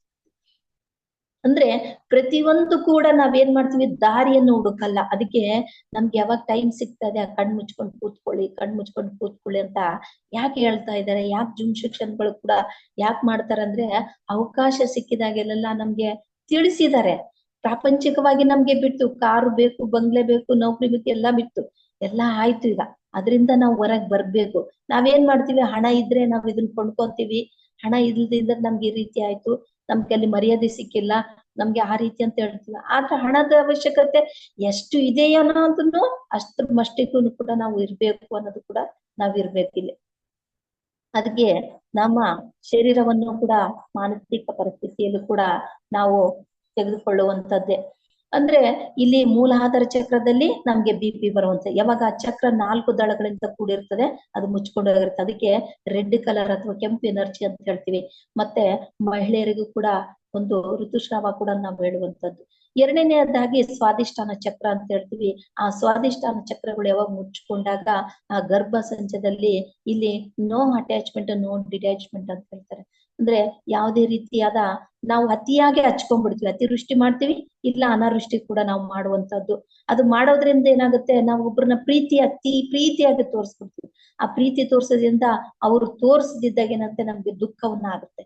ಆ ದುಃಖ ಯಾವಾಗ ಆಗುತ್ತೆ ಅಂದಾಗ ನಾವು ಅಲ್ಲಿ ಆ ಚಕ್ರಗಳು ಮುಚ್ಕೊಂಡಾಗ ಆ ರೀತಿ ಕಿಡ್ನಿ ಸ್ಟೋನ್ ಆಗಿರ್ಬೋದು, ಗರ್ಭ ಸಂಚರ ಆಗಿರ್ಬೋದು, ಮಕ್ಕಳಾಗದೇ ಇರೋದಂಥದ್ದನ್ನು ಕೂಡ ನಾವು ನೋಡುವಂಥದ್ದು. ನಾವು ಹಲವಾರು ಡಾಕ್ಟರ್ಗಳಲ್ಲಿ ಅದು ಇದು ಅಂತ ನಾವು ನೋಡ್ತಾ ಇರ್ತೀವಿ. ಮೂರನೇ ಚಕ್ರವಾಗಿರುವಂತ ಆ ಮಣಿಪೂರಕ ಚಕ್ರ ಅಂತ ಹೇಳ್ತೀವಿ. ಇಲ್ಲಿ ಶುಗರ್ ಬರುವಂತದ್ದು. ಇದು ಈ ಶುಗರ್ ಯಾಕೆ ಬರುತ್ತೆ ಅಂದ್ರೆ, ಇವತ್ತ ಸಂಪತ್ತು ಇದ್ದವನು ಕೂಡ ಯಾವ ರೀತಿ ಉಪಯೋಗ ಮಾಡ್ಕೋಬೇಕು ಅಂತ ಗೊತ್ತಿಲ್ಲ. ಅದಕ್ಕೆ ಸರ್ ಹೇಳ್ತಾ ಇದ್ರು, ನಿಮ್ಮ ಹತ್ರ ಏನಾದ್ರೂ ಹಣದ ನಿಮ್ಮ ಸಂಪತ್ತು ಅನ್ನೋದಿದ್ರೆ ಒಂದು ಪಿರಮಿಡ್ ಕಟ್ಟಿ, ಇಲ್ಲ ಪಿರಮಿಡ್ಗೆ ಕೊಡಿ ದುಡ್ಡು, ಮತ್ತೆ ಇಲ್ಲಂತಂದ್ರೆ ಯಾರ್ ಕ್ಲಾಸ್ ನಡೀತಾರ ಅವ್ರಿಗೆ ಸಪೋರ್ಟ್ ಅನ್ನೋದು ಮಾಡ್ರಿ ಅಂತ ಹೇಳ್ತಾರೆ. ಆ ಸಂಪತ್ತಿನ ಸಮೃದ್ಧಿನ ನಾವ್ ಏನ್ ಮಾಡ್ತಾ ಇದೀವಿ ಅಂದ್ರೆ, ಮಕ್ಕಳಿಗೆ, ಮೊಮ್ಮಕ್ಕಳಿಗೆ, ಮರಿಮೊಮ್ಮಕ್ಕಳಿಗೂ ಕೂಡ ನಾವು ಜನರೇಷನ್ ಆಗಿ ತೆಗೆದಿಡ್ತೀವಿ. ಆದ್ರೆ ನನಗೋಸ್ಕರ ನಾನು ಯಾವ ರೀತಿ ಉಪಯೋಗ ಮಾಡ್ಕೋಬೇಕು ಅನ್ನೋದು ಗೊತ್ತಿಲ್ಲ ನಮ್ಗೆ. ಅದಕ್ಕೆ ಭಗವಂತ ಪ್ರಕೃತಿ ಏನಂತದಂತೆ, ನಾನು ಕೊಟ್ಟದ್ರೊಳಗಡೆ ನೀನ್ ಒಂದಿಷ್ಟು 1% ಆದ್ರೂ ನೀನು ದಾನ ಧರ್ಮ ಮಾಡು, ನೀನು ಸಮೃದ್ಧಿ ಅನ್ನೋದು ಕೂಡ ಮಾಡು. ಇಲ್ಲಿ ಅಯ್ಯೋ ಪಾಪ ಅನ್ನೋದು ಬೇಡ. ಇಲ್ಲಿ ನಿನ್ ಕೈಲಾದ್ರೆ ಸಹಾಯ ಮಾಡು, ಇಲ್ಲಾಂದ್ರೆ ಇಲ್ಲ. ಇಲ್ಲಿ ಅಯ್ಯೋ ಪಾಪ ಅಂದ್ರೆ 6 ಜನ್ಮದ ಪಾಪ ಅವ್ರದು, 1 ಜನ್ಮದ ಪಾಪ ನಂದು, ಮತ್ತೆ 7 ಜನ್ಮಗಳ ಪಾಪಗಳು ಕೂಡ ನಾನು ತೆಗೆದುಕೊಳ್ಬೇಕಾಗತ್ತೆ. ಅದಕ್ಕೆ ಮಣಿಪೂರಕ ಚಕ್ರದಲ್ಲಿ ಸಮೃದ್ಧಿ ಯಾವಾಗಿರೋದಿಲ್ಲ ನಮ್ಗೆ, ಒಂದು ಶುಗರ್ ಅನ್ನೋದು ಕೂಡ ಶರೀರಕ್ಕೆ ಬರುತ್ತೆ. ನನ್ಗೇನು ಇಲ್ಲ, ನನ್ಗೆ ತಂದೆ ನೋಡ್ತಾ ಇಲ್ಲ, ತಾಯಿ ನೋಡ್ತಾ ಇಲ್ಲ, ನನ್ಗೆ ಪ್ರೀತಿ ಇಲ್ಲ ನನ್ಗೆ ಅನ್ನೋದು ಕೂಡ, ಯಾವ್ದಕ್ಕೆ ಸಂಪತ್ತಿನ ಸಮೃದ್ಧಿಯು ಎಲ್ಲ ಕುಗ್ಗಿ ಹೋದಾಗ ಅಲ್ಲಿ ಮಣಿಪೂರಕ ಚಕ್ರದಲ್ಲಿ ಅದಕ್ಕೆ ಯೆಲ್ಲೋ ಕಲರ್ ಹಳದಿಯ ಬಣ್ಣವನ್ನು ರೂಪಿಸಿದ್ದಾರೆ. ಅದು 10 ದಳಗಳಿಂದ ಕೂಡಿರುವಂತದ್ದಾಗಿರ್ತದೆ. ಅಂದ್ರೆ ಪಂಚಭೂತಗಳಿಂದ, ಪಂಚತತ್ವಗಳಿಂದ ನಾವು ಸಮೃದ್ಧಿ ಅನ್ನೋದು ಕೂಡ ಹೊಂದುವಂಥದ್ದು. ನಾವ್ ಇಲ್ಲ ಅಂತೇಳಿ ಒಂದು ನೆಗೆಟಿವ್ ಅನ್ನೋದೇ ಜಾಸ್ತಿ ಮಾತಾಡ್ತಾ ಇದ್ವಿ. ಅದಕ್ಕೆ ಈ 3rd ಡೈಮೆನ್ಷನ್ ಇಂದ ಒಂದು 5th ಡೈಮೆನ್ಷನ್ ವರೆಗೆ ನಾವು ಒಂದು ಜಂಪ್ ಆಗಿರೋದ್ರಿಂದ ನಾವೇನ್ ಮಾಡ್ತಿದ್ವಿ, ಓಲ್ಡ್ ಎನರ್ಜಿಯಿಂದ ನ್ಯೂ ಎನರ್ಜಿಗೆ ಎಂಟ್ರಿ ಆಗಂತ ಹೇಳ್ತೀವಿ. ಇವತ್ತು ಯಾರೋ ಕ್ಲಾಸ್ ಮಾಡ್ತಾ ಇರ್ತಾರೆ, ಅವರಿಗೆ ಒಳ್ಳೊಂದು ಅಪ್ರಿಶಿಯೇಟ್ ಮಾಡಿ ನಿಮ್ ಕೈಲಾದ್ರೆ, ಇಲ್ಲಾಂದ್ರೆ ಸುಮ್ನೆ ಇದ್ಬಿಡಿ. ಅವ್ರೇನ್ ಕ್ಲಾಸ್ ಮಾಡ್ತಾರೆ, ಅವ್ರೇನ್ ಧ್ಯಾನ ಮಾಡ್ತಾರೆ, ಎಲ್ಲ ಬೋಗಸು. ಅಂದ್ರೆ ಅವಕಾಶವನ್ನು ಕೊಟ್ಟಿರ್ತದೆ, ಪ್ರಕೃತಿ ಕೊಟ್ಟಿರ್ತದೆ. ಇವತ್ತು ನಾನಾಗಿ ಬಂದಿರೋದಿಲ್ಲ, ಆ ಪ್ರಕೃತಿ ಮಾತ್ರ ನಾನ್ ಕೊಟ್ಟಿರುತ್ತೆ. ನಾನ್ ಬೆಳಗ್ಗೆಯಿಂದ ಅಂತ ಇದ್ದೆ, ನನ್ಗೆಲ್ಲ ಸಾಕಾಗ್ತಾ ಇದೆ, ನಾನಿನ್ನ ನೇಚರ್ ನಿನ್ ಕೆಲ್ಸ ನಾನ್ ಮಾಡಲ್ಲ, ನನ್ ಕೆಲ್ಸ ನೀನ್ ಮಾಡಲ್ಲ ಅಂತಂದಾಗ ಈ ಕ್ಲಾಸ್ ಅನ್ನೋದು ಸಿಕ್ತು. ಯಾವ ರೀತಿ ಅಂದ್ರೆ, ನೇಚರ್ಗೆ ನಾವು ಕನೆಕ್ಟಿವ್ ಆದಾಗ, ಅದನ್ನ ಕನೆಕ್ಟಿವ್ ಮಾಡ್ಕೊಂಡಾಗ, ನಮ್ಗೆ ಒಂದು ಸಬ್ ಕಾನ್ಶಿಯಸ್ ಮೈಂಡ್ ಇದ್ದಾಗ ಅದು ನಮ್ಗೆ ಕನೆಕ್ಟಿವಿಟಿ ಆಗುತ್ತಾ ಇರ್ತದೆ. ಅದಕ್ಕೆ ಪ್ರತಿಯೊಂದು ಕೂಡ ಸಮೃದ್ಧಿಯನ್ನು ಹೊಂದಿ, ಯಾರಾದ್ರೂ ಒಂದು ಮನೆ ತಗೊಂಡಿದೀವಿ ಅಥವಾ ಏನಾದ್ರೂ ಒಂದು ಸುದ್ದಿಗಳನ್ನ ಹೇಳಿದಾಗ ಖುಷಿ ಪಡ್ರಿ. ಅಲ್ಲಿ ಖುಷಿ ಪಟ್ಟಾಗ ಸಮೃದ್ಧಿ ಅನ್ನೋದು ಕೂಡ ನಮ್ಗೆ ಯಾವಾಗ ಹೊಟ್ಟೆ ಒಳಗಡೆ ಸೇರ್ತದೆ, ಅವಾಗ ನಮ್ಗೆ ಶುಗರ್ ಅನ್ನೋದು ಇರೋದಿಲ್ಲ. ಮತ್ತೆ ಇದು 4ನೇಯದ್ದು ಅನಾಹತ. ಅನಾಹತ ಅಂದ್ರೆ ಹಾರ್ಟ್. ಇಲ್ಲಿ ಹಾರ್ಟ್ ಯಾವಾಗ ಆಗುತ್ತಂದ್ರೆ, ಹೆಚ್ಚಾಗಿ ಶರೀರಕ್ಕೆ, ಮನಸ್ಸಿಗೆ ಒಂದು ಸೇತುವೆ ಅಂತ ಶ್ವಾಸ ಅಂತ ಹೇಳ್ತೀವಿ. ಅಲ್ಲಿ ಯಾವಾಗ ದುಃಖಮಯ ಜೀವನ ಆಗುತ್ತೋ ನಮಗೆ, ಅಂದ್ರೆ ಬೇರೆಯವ್ರದ್ದು ಕೆಲವೊಂದ್ಸರಿ ಸೀರಿಯಲ್ ನೋಡಿದ್ರು ಕೂಡ ನಾವು ಅಳ್ತಾ ಇರ್ತೀವಿ. ಆ ಅಳೋದನ್ನು ದುಃಖ ಅದು ಆಗಿ ಏನಾಗ್ತಾ ಇರ್ತದಂದ್ರೆ, ಆ ಟಿಶ್ಯೂ ಅನ್ನೋದು ಕೂಡ ನಮ್ಗೆ ಲಂಗ್ಸ್ಗೆ ಸೇರ್ಕೊಂಡಾಗ ಅಲ್ಲಿ ಬ್ಲಾಕೇಜ್ ಅನ್ನೋದು ಕೂಡ ನಮ್ಗೆ ಸಿಗುವಂಥದ್ದು. ಅದಕ್ಕೆ ಒಂದು ಹೃದಯ ಪೂರ್ವಕವಾಗಿ ಏನನ್ನ ಆಶಿಸ್ಬೇಕಾದ್ರೆ ನನಗೆ ನಾನಾಗಿರ್ಬೋದು, ಇನ್ನೊಬ್ಬರಿಗಾಗಿರ್ಬೋದು, ಅದು ಒಂದು ಡಿವೈನ್ ಲವ್ ಎನರ್ಜಿ ಅಂತ ಹೇಳ್ತೀವಿ. ಒಂದು ಇಂಟರ್ಗ್ಯಾಲಾಕ್ಟರಿ ಫೆಡರೇಷನ್ ಇಂದ ಬಂದಿರುವಂತ ಡಿವೈನ್ ಲವ್ ಎನರ್ಜಿ ಯಾವಾಗ್ಲೂ ಕೊಡ್ತಾ ಇರ್ಬೇಕು. ಅದಕ್ಕೆ ಹಾರ್ಟ್ ಸಿಂಬಲ್ ಅನ್ನೋದು ಕೂಡ ಒಂದು ತೋರಿಸುವಂಥದ್ದು. ಯಾಕಂದ್ರೆ ನಮ್ಗೆ ಒಂದು ಸಮೃದ್ಧಿ ಅನ್ನೋದು ಕೂಡ ನಾವು ಹೊಂದಿದಾಗ ಆ ಚಕ್ರದ ಭಾಗದಲ್ಲಿ ಕೂಡ ನಮ್ಗೆ ಬ್ಲಾಕ್ ಆದಾಗ ಹಾರ್ಟ್ ಅಲ್ಲಿ ಹೋಲ್ ಆಗಿರ್ಬೋದು, ಸ್ಟಂಟ್ ಆಗಿರ್ಬೋದು, ನಮ್ಗೆ ಎದೆ ನೋವು, ಆಸಿಡಿಟಿ ಕೂಡ ಅದೇ. ನಾವ್ ಯಾವತ್ತು ರೀತಿನ ಒಂದು ಊಟದಿಂದ ವ್ಯವಸ್ಥೆ ಆಗಿರ್ಬೋದು, ಮತ್ತೆ ಮಾತಿನಿಂದ ಕೂಡ ನಾವು ಯಾವಾಗ ಡೈಜೆಷನ್ ಆಗ್ಲಿಲ್ಲ ಅಂದ್ರೆ ಒಂದು ಆಸಿಡಿಟಿ ಕೂಡ ನಮ್ಗೆ ಆಗುವಂಥದ್ದು. ಮತ್ತೆ ಥ್ರೋಟ್ ಅಂತ ಹೇಳ್ತೀವಿ. ಇದು ವಿಶುದ್ಧ ಚಕ್ರ. ಈ ಚಕ್ರದಲ್ಲಿ ಕೂಡ 5ನೇ ಚಕ್ರವಾಗಿರುವಂತ ವಿಶುದ್ಧ ಚಕ್ರದಲ್ಲಿ ವಿಷಕಂಠ, ನೀಲಕಂಠ ಅಂತ ಹೇಳ್ತಾರೆ. ಅಂದ್ರೆ ಅಸುರರು ದೇವತೆಗಳು ಜಗಳ ಆಡ್ತಿರ್ಬೇಕಾದ್ರೆ ಆ ಪರಮಾತ್ಮನೇ ಒಂದು ವಿಷವನ್ನು ಕುಡಿದಾಗ ಆ ಪಾರ್ವತಿ ದೇವಿ ಗಂಟಲಲ್ಲಿ ಹಿಡ್ಕೊಂಡಾಗ, ಅಂದ್ರೆ ನಾವಿವತ್ತು ಸೇವಿಸುವಂತ ವಿಷವನ್ನ ನಾವು ತಿಂತಾ ಇದ್ದೀವಿ. ಅದು ತಿಂದ್ರೂ ಕೂಡ ನಮ್ಮಲ್ಲಿ ಡೈಜೆಷನ್ ಪವರ್ ಅನ್ನೋದು ಕೂಡ ನಾವು ಬೆಳೆಸ್ಕೊಳ್ಳೋದೇ ಒಂದು ಆಧ್ಯಾತ್ಮಿಕದ ಒಂದು ಧ್ಯಾನದ ಮಾರ್ಗ ಅಂತ ಹೇಳ್ತೀವಿ. ಅದಕ್ಕೆ ಅಲ್ಲಿ ವಿಷಕಂಠ, ನೀಲಕಂಠ ಮತ್ತೆ ಸರಸ್ವತಿಯು ಕೂಡ ಅಲ್ಲಿ ಅಧಿಪತಿ ಅಂತ ನಾವು ಹೇಳುವಂಥದ್ದು. ಮತ್ತೆ ಅಲ್ಲಿ ನಾವು ಆಡುವ ಮಾತುಗಳು ಸರಿಯಾಗಿದೆಯೋ ಇಲ್ಲವ, ಅಥವಾ ನನ್ನ ಮಾತು ಗಂಡ ಕೇಳ್ತಾ ಇಲ್ಲ, ನನ್ನ ಮಾತು ಹೆಂಡತಿ ಕೇಳ್ತಾ ಇಲ್ಲ, ನನ್ನ ಮಕ್ಳು ಕೇಳ್ತಾ ಇಲ್ಲ ಅಂತೇಳಿ ಯಾವಾಗ ಆ ಭಾಗದಲ್ಲಿ ನಾವು ಕುಗ್ಗಿ ಹೋಗ್ತೀವೋ, ದುಃಖವಾಗ್ತಾ ಇದೋ, ಆ ರೈಟ್ ಸೈಡ್ ಅಲ್ಲಿ ಅಥವಾ ಲೆಫ್ಟ್ ಸೈಡ್ ಅಲ್ಲಿ ಕೂಡ ಒಂದು ಥೈರಾಯ್ಡ್ ಬರುವಂತದ್ದು. ಥೈರಾಯ್ಡ್ ಅಲ್ಲಿ ಕೂಡ 108 ನಮೂನೆಗಳು ಇದಾವೆ. ಒಂದು ಮಕ್ಕದಲ್ಲಿ ಪಿಂಪಲ್ಸ್ ಆಗಿರೋದು ಕೂಡ ಅದು ಕೂಡ ಥೈರಾಯ್ಡ್ ಕೂಡ ಅಂತ ಹೇಳುವಂಥದ್ದು. ಈ ಗಂಟಲೆ ಭಾಗದಲ್ಲಿ, ಈ ಬಲಭಾಗದಲ್ಲಿ ಒಂದು ಥೈರಾಯ್ಡ್ ಬಂದ್ರೆ ಅದು ಏನಾಗ್ತದೆ ಅಂತಂದ್ರೆ ಬ್ಲಾಕೇಜ್ ಅಂತ ಹೇಳ್ತೀವಿ. ಅಂದ್ರೆ ಮುಚ್ಚಿ ಹೋದಾಗ, ಅಂದ್ರೆ ಬಲಭಾಗದಲ್ಲಿ ಪುರುಷ ತತ್ವಕ್ಕೆ ನಾವು ಯಾವುದೇ ರೀತಿಯ ಬೈಯೋದಾಗ್ಲಿ, ಅವರು ಒಂದು ಏನೇ ಒಂದು ಹೀಯಾಳಿಸಿರೋದಾಗಿರಲಿ ಮಾಡಿದಾಗ ಒಂದು ರೈಟ್ ಅಲ್ಲಿ ಥೈರಾಯ್ಡ್ ಕೂಡ ಬಲಭಾಗದಲ್ಲಿ ಬರುವಂತದ್ದು. ಎಡಭಾಗದಲ್ಲಿ ಕೂಡ, ಲೆಫ್ಟ್ ಅಲ್ಲಿ ಕೂಡ ನಾವು ಸ್ತ್ರೀ ತತ್ವಕ್ಕೆ ಯಾವಾಗ ಇದ್ ಮಾಡ್ತೀವೋ ಅವಾಗ ಲೆಫ್ಟ್ ಅಲ್ಲಿ ಕೊಡುವಂಥದ್ದು. ಮತ್ತೆ 6ನೆಯ ಚಕ್ರ, ಆಗ್ನೇಯ ಚಕ್ರ ಅಂತ ಹೇಳ್ತೀವಿ. ಈ ಚಕ್ರ ಕೂಡ ಯಾವಾಗ ಒಂದು ಆತ್ಮ ಪರಮಾತ್ಮ 2 ಪೆಟಲ್ಗಳ ಮಾತ್ರ ಇರುವಂತದ್ದು. ನೀವು ಗಮನಿಸ್ಬೋದು, ಈ ಚಕ್ರ ಅಂತಲ್ಲಿ ಯಾವಾಗ ಮುಚ್ಚಿ ಹೋಗುತ್ತೆ, ನಮ್ಮ ಕಣ್ಣಿನ ಪೊರೆ ಆಗಿರ್ಬೋದು, ಕಣ್ಣು ಕಾಣಿಸದೇ ಇರ್ಬೋದು, ಮತ್ತೆ ಸೈನಸ್ ಪ್ರಾಬ್ಲಮ್ ಆಗಿರ್ಬೋದು, ಕಿವಿ ಆಪರೇಷನ್ ಆಗಿರ್ಬೋದು, ಮತ್ತೆ ಮೈಗ್ರೇನ್ ಹೆಡ್ಡೇಕ್ ಆಗಿರ್ಬೋದು, ಇದು ನಮ್ಗೆ ಬರುವಂತದ್ದು. ಯಾವಾಗ ನಮ್ಮ ಆಲೋಚನೆಗಳು ಪುರುಷ ತತ್ವ ಬಲಭಾಗದಲ್ಲಿ ಯೋಚನೆ ಮಾಡಿದಾಗ ನಮ್ಗೆ ಬಲಭಾಗದಲ್ಲಿ ಮೈಗ್ರೇನ್ ಹೆಡ್ಡೇಕು, ಎಡಭಾಗದಲ್ಲಿ ಸ್ತ್ರೀ ತತ್ವದ ಒಂದು ಯೋಚನೆ ಮಾಡಿದಾಗ ಎಡಭಾಗದಲ್ಲಿ ನಮ್ಗೆ ನೋಡುವಂಥದ್ದಕ್ಕೆ ಸಮತೋಲನ ಅಂತ ಹೇಳ್ತಾರೆ. ಅದಕ್ಕೆ ಭಾರತ ದೇಶದಲ್ಲಿ ಎಡಭಾಗದಲ್ಲಿ ಒಂದು ಹೆಚ್ಚಿನ ಅಂದ್ರೆ ಒಂದು ವೇವ್ಸ್ ಅಂತ ಹೇಳ್ತೀವಿ, ಪ್ರಕಂಪನ ತರಂಗಗಳು ಅಂತ ಏನ್ ಹೇಳ್ತೀವಿ, ಬಲಭಾಗದಲ್ಲಿ ತಿರುಗುವುದರಿಂದ ಅದಕ್ಕೆ ಬಲಗೈ ಒಳ್ಳೆಯದು ಅಂತ ಹೇಳ್ತಾರೆ. 2 ಕೈ ನಮ್ಮವೇ ಮಾಸ್ಟರ್ಸ್. ಇಲ್ಲಿ ಒಂದು ಬ್ರಹ್ಮ ಪದಾರ್ಥ ತಿಂತೀವಿ, ಬ್ರಹ್ಮ ಪದಾರ್ಥ ಹೊರಗೆ ಹಾಕ್ತಿದ್ವಿ. ಇವತ್ತು ಒಳ್ಳೇದು ಯಾವ್ದು, ಕೆಟ್ಟದ್ದು ಯಾವ್ದು ಇಲ್ಲ, 2 ಕೈ ನಂದೇ ಇವತ್ತ ನೀವು ಅಬ್ರಾಡ್ ಅಲ್ಲಿ ಕೂಡ ಒಂದು ಎಡಭಾಗದಲ್ಲಿ ಲೆಫ್ಟ್ ಬ್ರೇನ್ ಬಹಳ ಹೆಚ್ಚು ಯೂಸ್ ಮಾಡ್ತಾರೆ. ನೀವು ಉದಾಹರಣೆಗೆ ನೀವು ಮೋದಿ ನೋಡಿರೋದು, ಅಮಿತಾಬ್ ಬಚ್ಚನ್, ಕೆಲವೊಬ್ರು ನೀವು ನೋಡ್ತಾ ಇರ್ಬೋದು, ಅವ್ರನ್ನೆಲ್ಲ ಲೆಫ್ಟ್ ಬ್ರೇನ್ ಕೂಡ ಒಂದು ಆದಷ್ಟು ಯೂಸ್ ಮಾಡಿರುವಂತದ್ದು. ಅಂದ್ರೆ 2 ಭಾಗಗಳನ್ನು ಪುರುಷನಾಗಿ ಸ್ತ್ರೀಯ ಒಂದು ಸಮನಾಗಿ ಅವರು ಯೋಚನೆ ಮಾಡುವಂತ ರೀತಿಯಲ್ಲಿ ಕೂಡ ಅವರು ಇರುವಂತೆ ಆಗಿರ್ತಾರೆ ಮಾಸ್ಟರ್ಸ್. ಅದಕ್ಕೆ ಈ ಆಧ್ಯಾತ್ಮಿಕದಲ್ಲಿ ಏನ್ ಮಾಡೋದಂದ್ರೆ, ನಾನ್ ಕಣ್ಮುಚ್ಕೊಂಡು ನನ್ನ ವಯಸ್ಸು ಎಷ್ಟಿರುತ್ತೆ ಅಷ್ಟು ಮಾತ್ರ ನಾವು ಮಾಡುವಂಥದ್ದು. ನೀವು ನೋಡಿರ್ಬೋದು, ಮೂಲಾಧಾರ ಚಕ್ರದಲ್ಲಿ 4 ಪೆಟಲು, ಸ್ವಾಧಿಷ್ಠಾನ ಚಕ್ರದಲ್ಲಿ 6 ಪೆಟಲ್ ಅಥವಾ ದಳಗಳು ಅಂತ ಹೇಳ್ತಾರೆ, ಮಣಿಪೂರಕ ಚಕ್ರದಲ್ಲಿ 10 ದಳಗಳು, ಅನಾಹತ ಚಕ್ರದಲ್ಲಿ 12, ವಿಶುದ್ಧ ಚಕ್ರದಲ್ಲಿ 16, ಮತ್ತೆ ಆಗ್ನೇಯ ಚಕ್ರದಲ್ಲಿ 2, ಸಹಸ್ರಾರ ಸ್ಥಿತಿಯಲ್ಲಿ 7 ಅಂತಾಗ 2 ನಾವು ಎಲ್ಲವಷ್ಟು ಸಂಖ್ಯೆಗಳನ್ನು ಸೇರಿಸಿದಾಗ ಏನಾಗುತ್ತೆ, ಒಂದು 59 ಅಂತ ಆಗುತ್ತೆ. 59ಗಳು ಕೂಡಿರೋದ್ರಿಂದ ಪ್ಲಸ್ 1 ಪರಮಾತ್ಮಕ್ಕೆ ಸೇರಿದಾಗ 60 ಅಂತ ಬರುತ್ತೆ. ಅಂದ್ರೆ 60 ವರ್ಷದಲ್ಲಿ ಹರಳು ಮರಳು ಅಂತ ಹೇಳ್ತಾರೆ, ಆದ್ರೆ 60 ವರ್ಷದಲ್ಲಿ ಅರಳಿದ ಹೂಗಳು ನಾವು ಆಗ್ತೀವಿ. ಅಂದ್ರೆ ಮೆಮೊರಿ ಲಾಸ್ ಅಂತ ಕೂಡ ಹೇಳುವಂತಾಗ್ತದೆ. ಆದ್ರೆ ಈ ಆಧ್ಯಾತ್ಮಿಕದಲ್ಲಿ ನಾವು ಧ್ಯಾನ ಮಾಡ್ತಾ ಮಾಡ್ತಾ ಏನಾಗುತ್ತೆ, ನಮ್ಗೆ ಒಂದು ಜಾಸ್ತಿ ಮೆಮೊರಿ ಅನ್ನೋದು ಕೂಡ ಸಿಗುತ್ತೆ. ನನಗೆ ಯಾವತ್ತಿಗಾದ್ರೂ ನಮಗ ಇಲ್ಲ ಅಂತ ಶಬ್ದ ಬರ್ಬಾರ್ದು ನಮ್ಮೊಳಗೆ.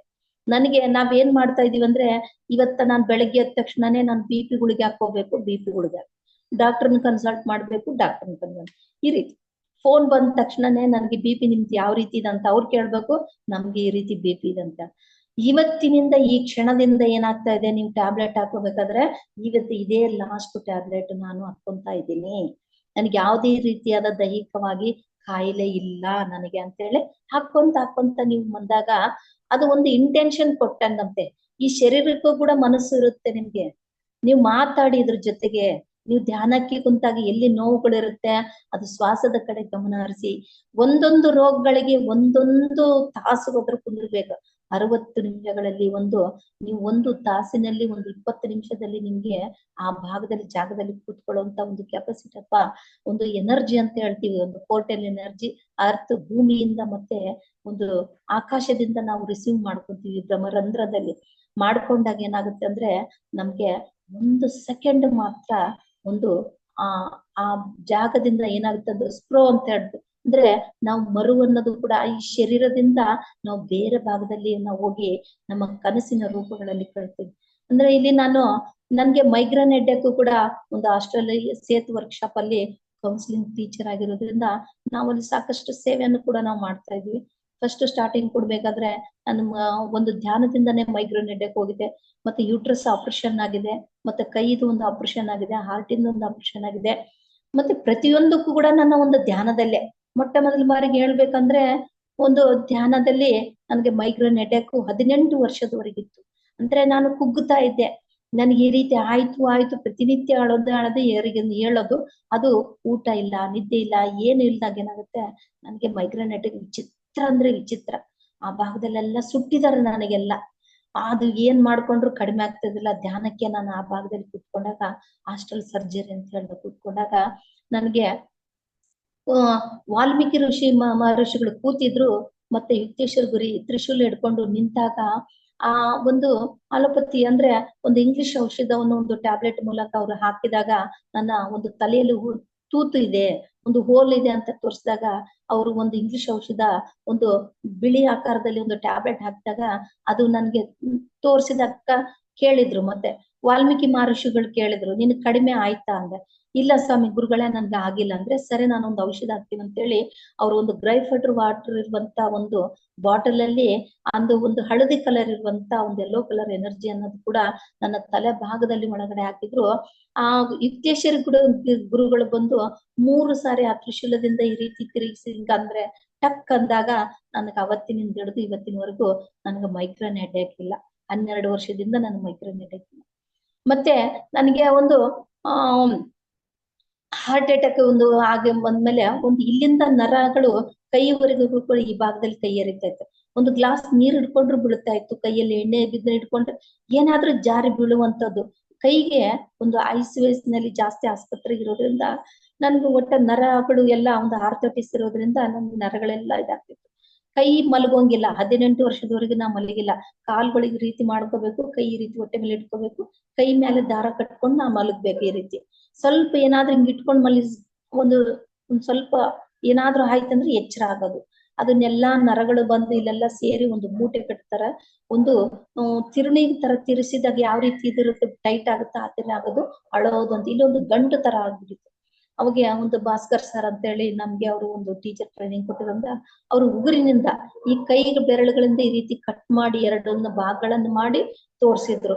ಅದು ಸೌತೆಕಾಯಿ ತೋರಿಸಿದ ಯಾವ ರೀತಿ ಇರುತ್ತೆ ಅದೇ ರೀತಿಯಾಗಿ ತೋರಿಸಿ, ನಿಮ್ಗೆ ಯಾಕೆ ಈ ರೀತಿ ಕೈ ನೋವು ಆಗ್ತಾ ಇದೆ ಅಂತಂದ್ರೆ ಗೊತ್ತಿಲ್ಲ ಅಂದ್ರೆ ಅವ್ರು ಹೇಳಿದ್ರು, ಈ ರೀತಿ ಭಾಗದಿಂದ ನಿಮ್ಮ ನರನಾಡಿಗಳು ಜಾಯಿಂಟ್ ಆಗಿದ್ದಾವೆ ಅಂತ ಹೇಳಿ ಅವ್ರನ್ನ ಏನ್ ಮಾಡಿದ್ರು, ಅದನ್ನ ತೆಗೆದು ಆ 2 ಕೈಗಳಿಂದ ಹಿಡಿದು ಹಿಂಗ ಅಂದ್ರು. ಟಕ್ ಅಂದಾಗ ಈ ಕೈ ನೋವನ್ನೇ ಇಲ್ಲ ಮಾಸ್ಟರ್ಸ್ ನನ್ಗೆ. ಅಂದ್ರೆ ಇದೆಲ್ಲ ಆಗಿರೋದು ನನಗೆ ಧ್ಯಾನದಲ್ಲಿ ಮಾತ್ರ. ಮತ್ತೆ ನನ್ನಷ್ಟಕ್ಕೆ ನಾನು ಒಂದು ಯೂಟ್ರಸ್ ಅನ್ನೋದು ಕೂಡ ನಾನು ಆಪರೇಷನ್ ಮಾಡ್ಕೊಂಡಿರೋದು 3 ವರ್ಷದ ಹಿಂದೆ.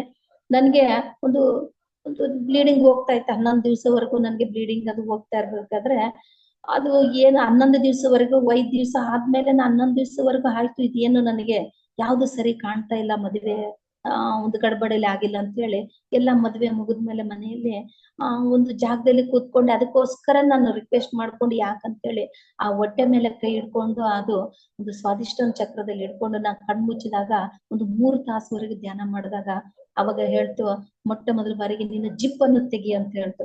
ಹೊಟ್ಟೆ ಮೇಲೆ ಇರುವಂತ ಒಂದು ಜಿಪ್ ತೆಗೆದು 2 ಭಾಗಗಳನ್ನ ಮಾಡಿ ಆ ಗರ್ಭಸಂಚಿಯನ್ನು ಟೇಬಲ್ ಮೇಲೆ ಇಡು ಅಂತ ಹೇಳಿದ್ರು. ಟೇಬಲ್ ಮೇಲೆ ಇಟ್ಟಾಗ ಅದರಿಂದ ಹುಳಗಳು ಬರ್ತಾ ಇತ್ತು. ತೂತಾಕಿ ಕಪ್ಪದ ತೂತುಗಳು ಹಾಕಿ ಇದಾಗ್ತಿತ್ತು.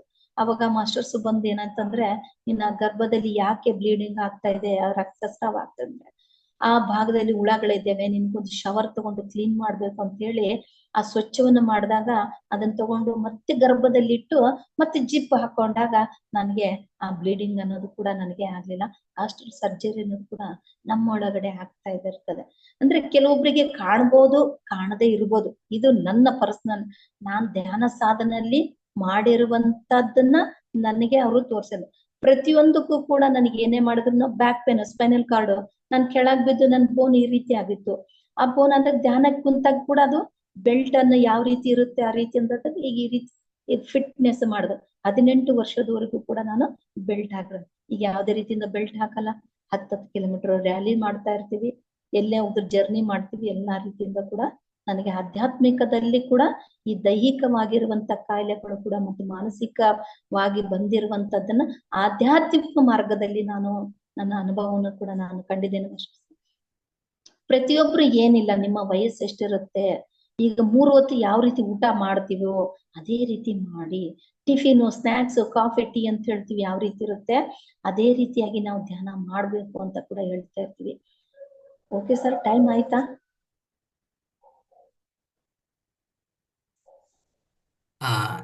ಇನ್ನೊಂದು 2 ನಿಮಿಷ 2 ನಿಮಿಷ ನೀವು ಕಂಟಿನ್ಯೂ ಆಮೇಲೆ ಪ್ರಶ್ನೋತ್ತರ ತಗೊಂಡು.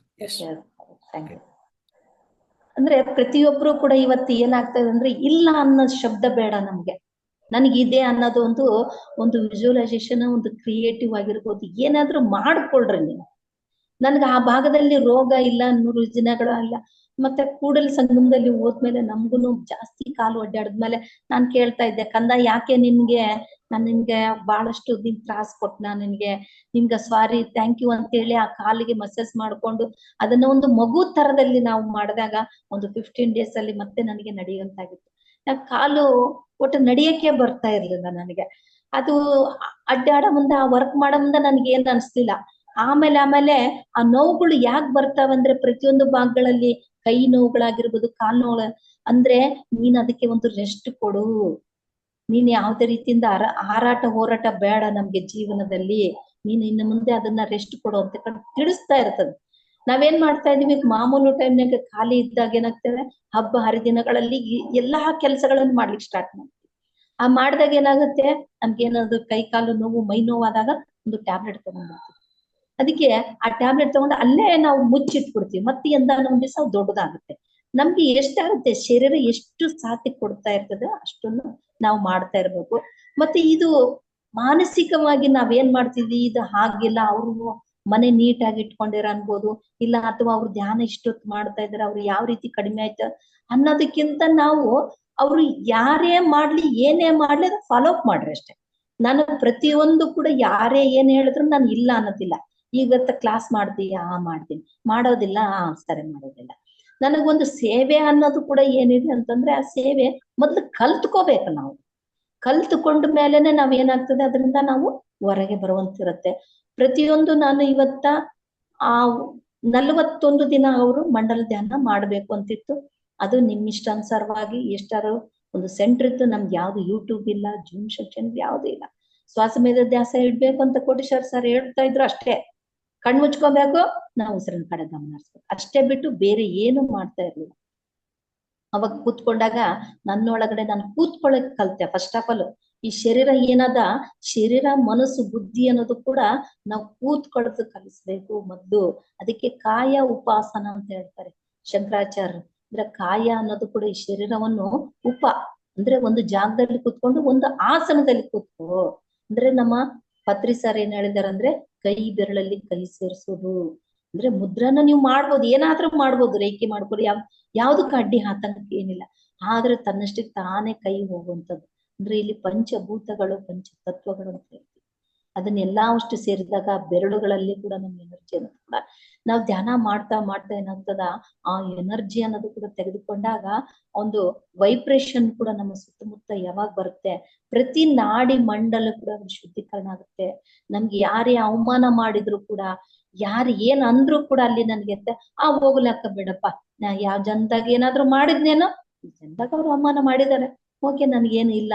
ನಾವ್ ಯಾವಾಗ ಶರೀರಕ್ಕೆ ನಾವು ಆ ನೋವು ಅಂತ ತಗೊಂತೀವೋ, ಶರೀರಕ್ಕೆ ಧ್ಯಾನ ಮಾಡಿದಾಗ ನಮ್ಗೆ ನೋವುಗಳು ಜಾಸ್ತಿ ಆಗ್ತಾವ ಮಾಸ್ಟರ್ಸ್. ಕಾಲ್ ನೋವಾಗಿರ್ಬೋದು, ತಲೆನೋವಾಗಿರ್ಬೋದು, ಹುಳ ಕಡ್ದಂಗ ಆಗಿರ್ಬೋದು. ಇದು ನನ್ನ ಶರೀರ ಅಲ್ಲ, ನಾನು ಆತ್ಮಪರವಾಗಿ ನಾನು ಧ್ಯಾನ ಮಾಡ್ತಾ ಇದ್ದೇನೆ. ಮತ್ತೆ ಒಂದು ಮನಸ್ಸಿಗೆ ಮಾಡಿದಾಗ ನಮ್ಮ ಒಂದು ದುಃಖಮಯ ಜೀವನ ಕೂಡ ಮಾಡ್ತೀವಿ. ಮತ್ತೆ ಬುದ್ಧಿಪರವಾಗಿ ಮಾಡಿದಾಗ ಒಂದು ಯೋಚನೆಗಳು ಕೂಡ ಮಾಡ್ತೀವಿ. ನಾವೇನ್ ಮಾಡ್ತೀವಿ, ಶರೀರದ ಒಂದು ನೋವುಗಳು ತಗೊಂತೀವಿ, ಮನಸ್ಸಿಗೆ ಒಂದು ಯೋಚನೆಗಳು ಮಾಡ್ತೀವಿ, ಬುದ್ಧಿಗೊಂದು ಆಲೋಚನೆಗಳು ಕೊಡ್ತಾ ಇರ್ತೀವಿ. ಅದಕ್ಕೆ ಧ್ಯಾನಕ್ಕೆ ಕುಂತಾಗೆಲ್ಲ ನಿಶ್ಚಿಂತೆಯಾಗಿ ನನ್ಗೆ ಯಾವುದೇ ರೀತಿಯಾದ ಆಲೋಚನೆಗಳಿಲ್ಲ, ಯಾವ ದೇವನಮಸ್ಮರಣೆ ಇಲ್ಲ. ನನ್ನ ಜೊತೆಗೆ ನಾನು ಧ್ಯಾನವನ್ನು ಮಾಡ್ತಾ ಇದ್ದೇನೆ. ನಾನು ಯಾರ ದುಃಖದಲ್ಲಿ ಆಗ್ಲಿ, ನನ್ನ ಗತದಲ್ಲಿ ಆಗಿರ್ಬೋದು, ಭವಿಷ್ಯತ್ತದಲ್ಲಿ ಕೂಡ ಆಗಿರುವಂತ ಯಾವ್ದು ನೋವು ನಲಿಗಳು ನನ್ಗೆ ಯಾವ್ದು ಇಲ್ಲ ಅಂತಾನೆ ಕುಂತಿರ್ಬೇಕು ನಾವು. ಇದೆ ಅಂತ ಕುಂತಾಗ ನಮ್ಗೆ ಒಂದು ಕೆಟ್ಟ ಆಲೋಚನೆಗಳು ಬರ್ಲಿಕ್ಕೆ ಸ್ಟಾರ್ಟ್ ಆಗ್ತವೆ. ಅದಕ್ಕೋಸ್ಕರ ದಯವಿಟ್ಟು ನಾನು ಹೇಳೋದು ಇದು ಒಂದೇ ರಿಕ್ವೆಸ್ಟ್ ಆಗಿ, ನೀವ್ ಏನಾದ್ರೂ ಹೆಲ್ತ್, ವೆಲ್ತ್, ಪ್ರಾಸ್ಪರ್ಟಿ, ಎನಿಥಿಂಗ್ ನಿಮ್ಗೆ ಏನ್ ಬೇಕು ಅಂದ್ರೂ ಕೂಡ ನಿಮ್ಮ ಧ್ಯಾನದಲ್ಲಿ ಇಲ್ಲಿ ಆಸೆ ಇರ್ಲಿ, ದುರಾಸೆ ಬೇಡ. ನಮ್ಗೆ ಮಾನವನಾಗಿ ನಾವು ಭೌತಿಕ ಜೀವನ ಮಾಡ್ಬೇಕಂದ್ರೆ ಇವತ್ತ ನನಗೆ ಮನೆ ಬೇಕು, ಪಿರಮಿಡ್ ಮನೆ ಬೇಕು, ಗಾಡಿ ಬಂಗ್ಲೆ ಬೇಕು, ಒಂದು ಪ್ಯಾಸಿವ್ ಇನ್ಕಮ್ ಅನ್ನೋದು ಕೂಡ ನನಗೆ ಬೇಕು. ಆಧ್ಯಾತ್ಮಿಕದಲ್ಲಿ ಜೀವನದಲ್ಲಿ ನಮ್ಗೆ ಯಾವಾಗ ಬರುತ್ತಂದ್ರೆ ನಮ್ಗೆ ವೈರಾಗ್ಯ ಕೂಡ ಬೇಡ, ಜಿಗುಪ್ಸೆಗಳು ಬೇಡ. ಅದರಿಂದ ಹೊರಗ್ ಬಂದ್ಬಿಡ್ತೀವಿ. ಇವತ್ತು 10 ಬಜ್ಜಿ ತಿನ್ನೋರು ಇವತ್ತು 1 ಬಜ್ಜಿ 2 ಬಜ್ಜಿ ತಿಂದ್ರೆ ಸಾಕಪ್ಪ ಅನ್ನೋದು.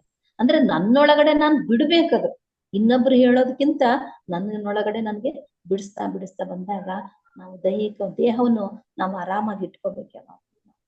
ಅದಕ್ಕೆ ರೋಗ ರುಜಿನಗಳು ಬರದಿಂದ ನಾವು ನೋಡ್ತೀವಿ. ಅದಕ್ಕೆ ಲಾಸ್ಟ್ ಕೊನೆಯದಾಗಿ ಒಂದು ಮೆಸೇಜ್ ಹೇಳ್ತೀನಿ. ದ್ವಾರಕೇಶ್ ಅವರು ಕೂಡ ಒಂದು ಬಾಡಿ ವಿಕೆಟ್ ಅನ್ನೋದು ಕೂಡ ಮಾಡಿದ್ರು. ಅವರು ಒಂದು ಲಾಸ್ಟ್ ಮೆಸೇಜ್ ನನ್ಗೆ ಇಷ್ಟ ಆಗಿರುವಂತದ್ದು ಏನಂದ್ರೆ, ಇವತ್ತು ನೀವು ಕಾರ್ ಬೇಕು, ಬಂಗ್ಲೆ ಬೇಕು, ಮಕ್ಳಿಗೆ ಆಸ್ತಿ ಮಾಡ್ಬೇಕು, ದುಡ್ಡು ಬೇಕು ಎಲ್ಲಾ ಅಂತ ಕೇಳಿದ್ರೆ ಕೊನೆಯದಾಗಿ ನಾನು ಸುಖ ಸ್ಥಿರ ಒಂದು ಸಾವನ್ನು ಕೂಡ ನಾನು ಅಪ್ಪಬೇಕು ಅಂತ ಕೇಳ್ಬೇಕು. ಇವತ್ ಏನ್ ಮಾಡ್ತಾ ಇದೀವಿ ಅಂದ್ರೆ, ನನ್ಗೆ ಮಕ್ಳಿಗೆಲ್ಲ ಮಾಡಿದೀವಿ, ಮಕ್ಳು ಕೂಡ ನನ್ ಸೇವೆ ಮಾಡಿಲ್ಲ ಅಂತ ಹೇಳಿ ನೀವು ತಿಳ್ಕೊಬೇಡ್ರಿ.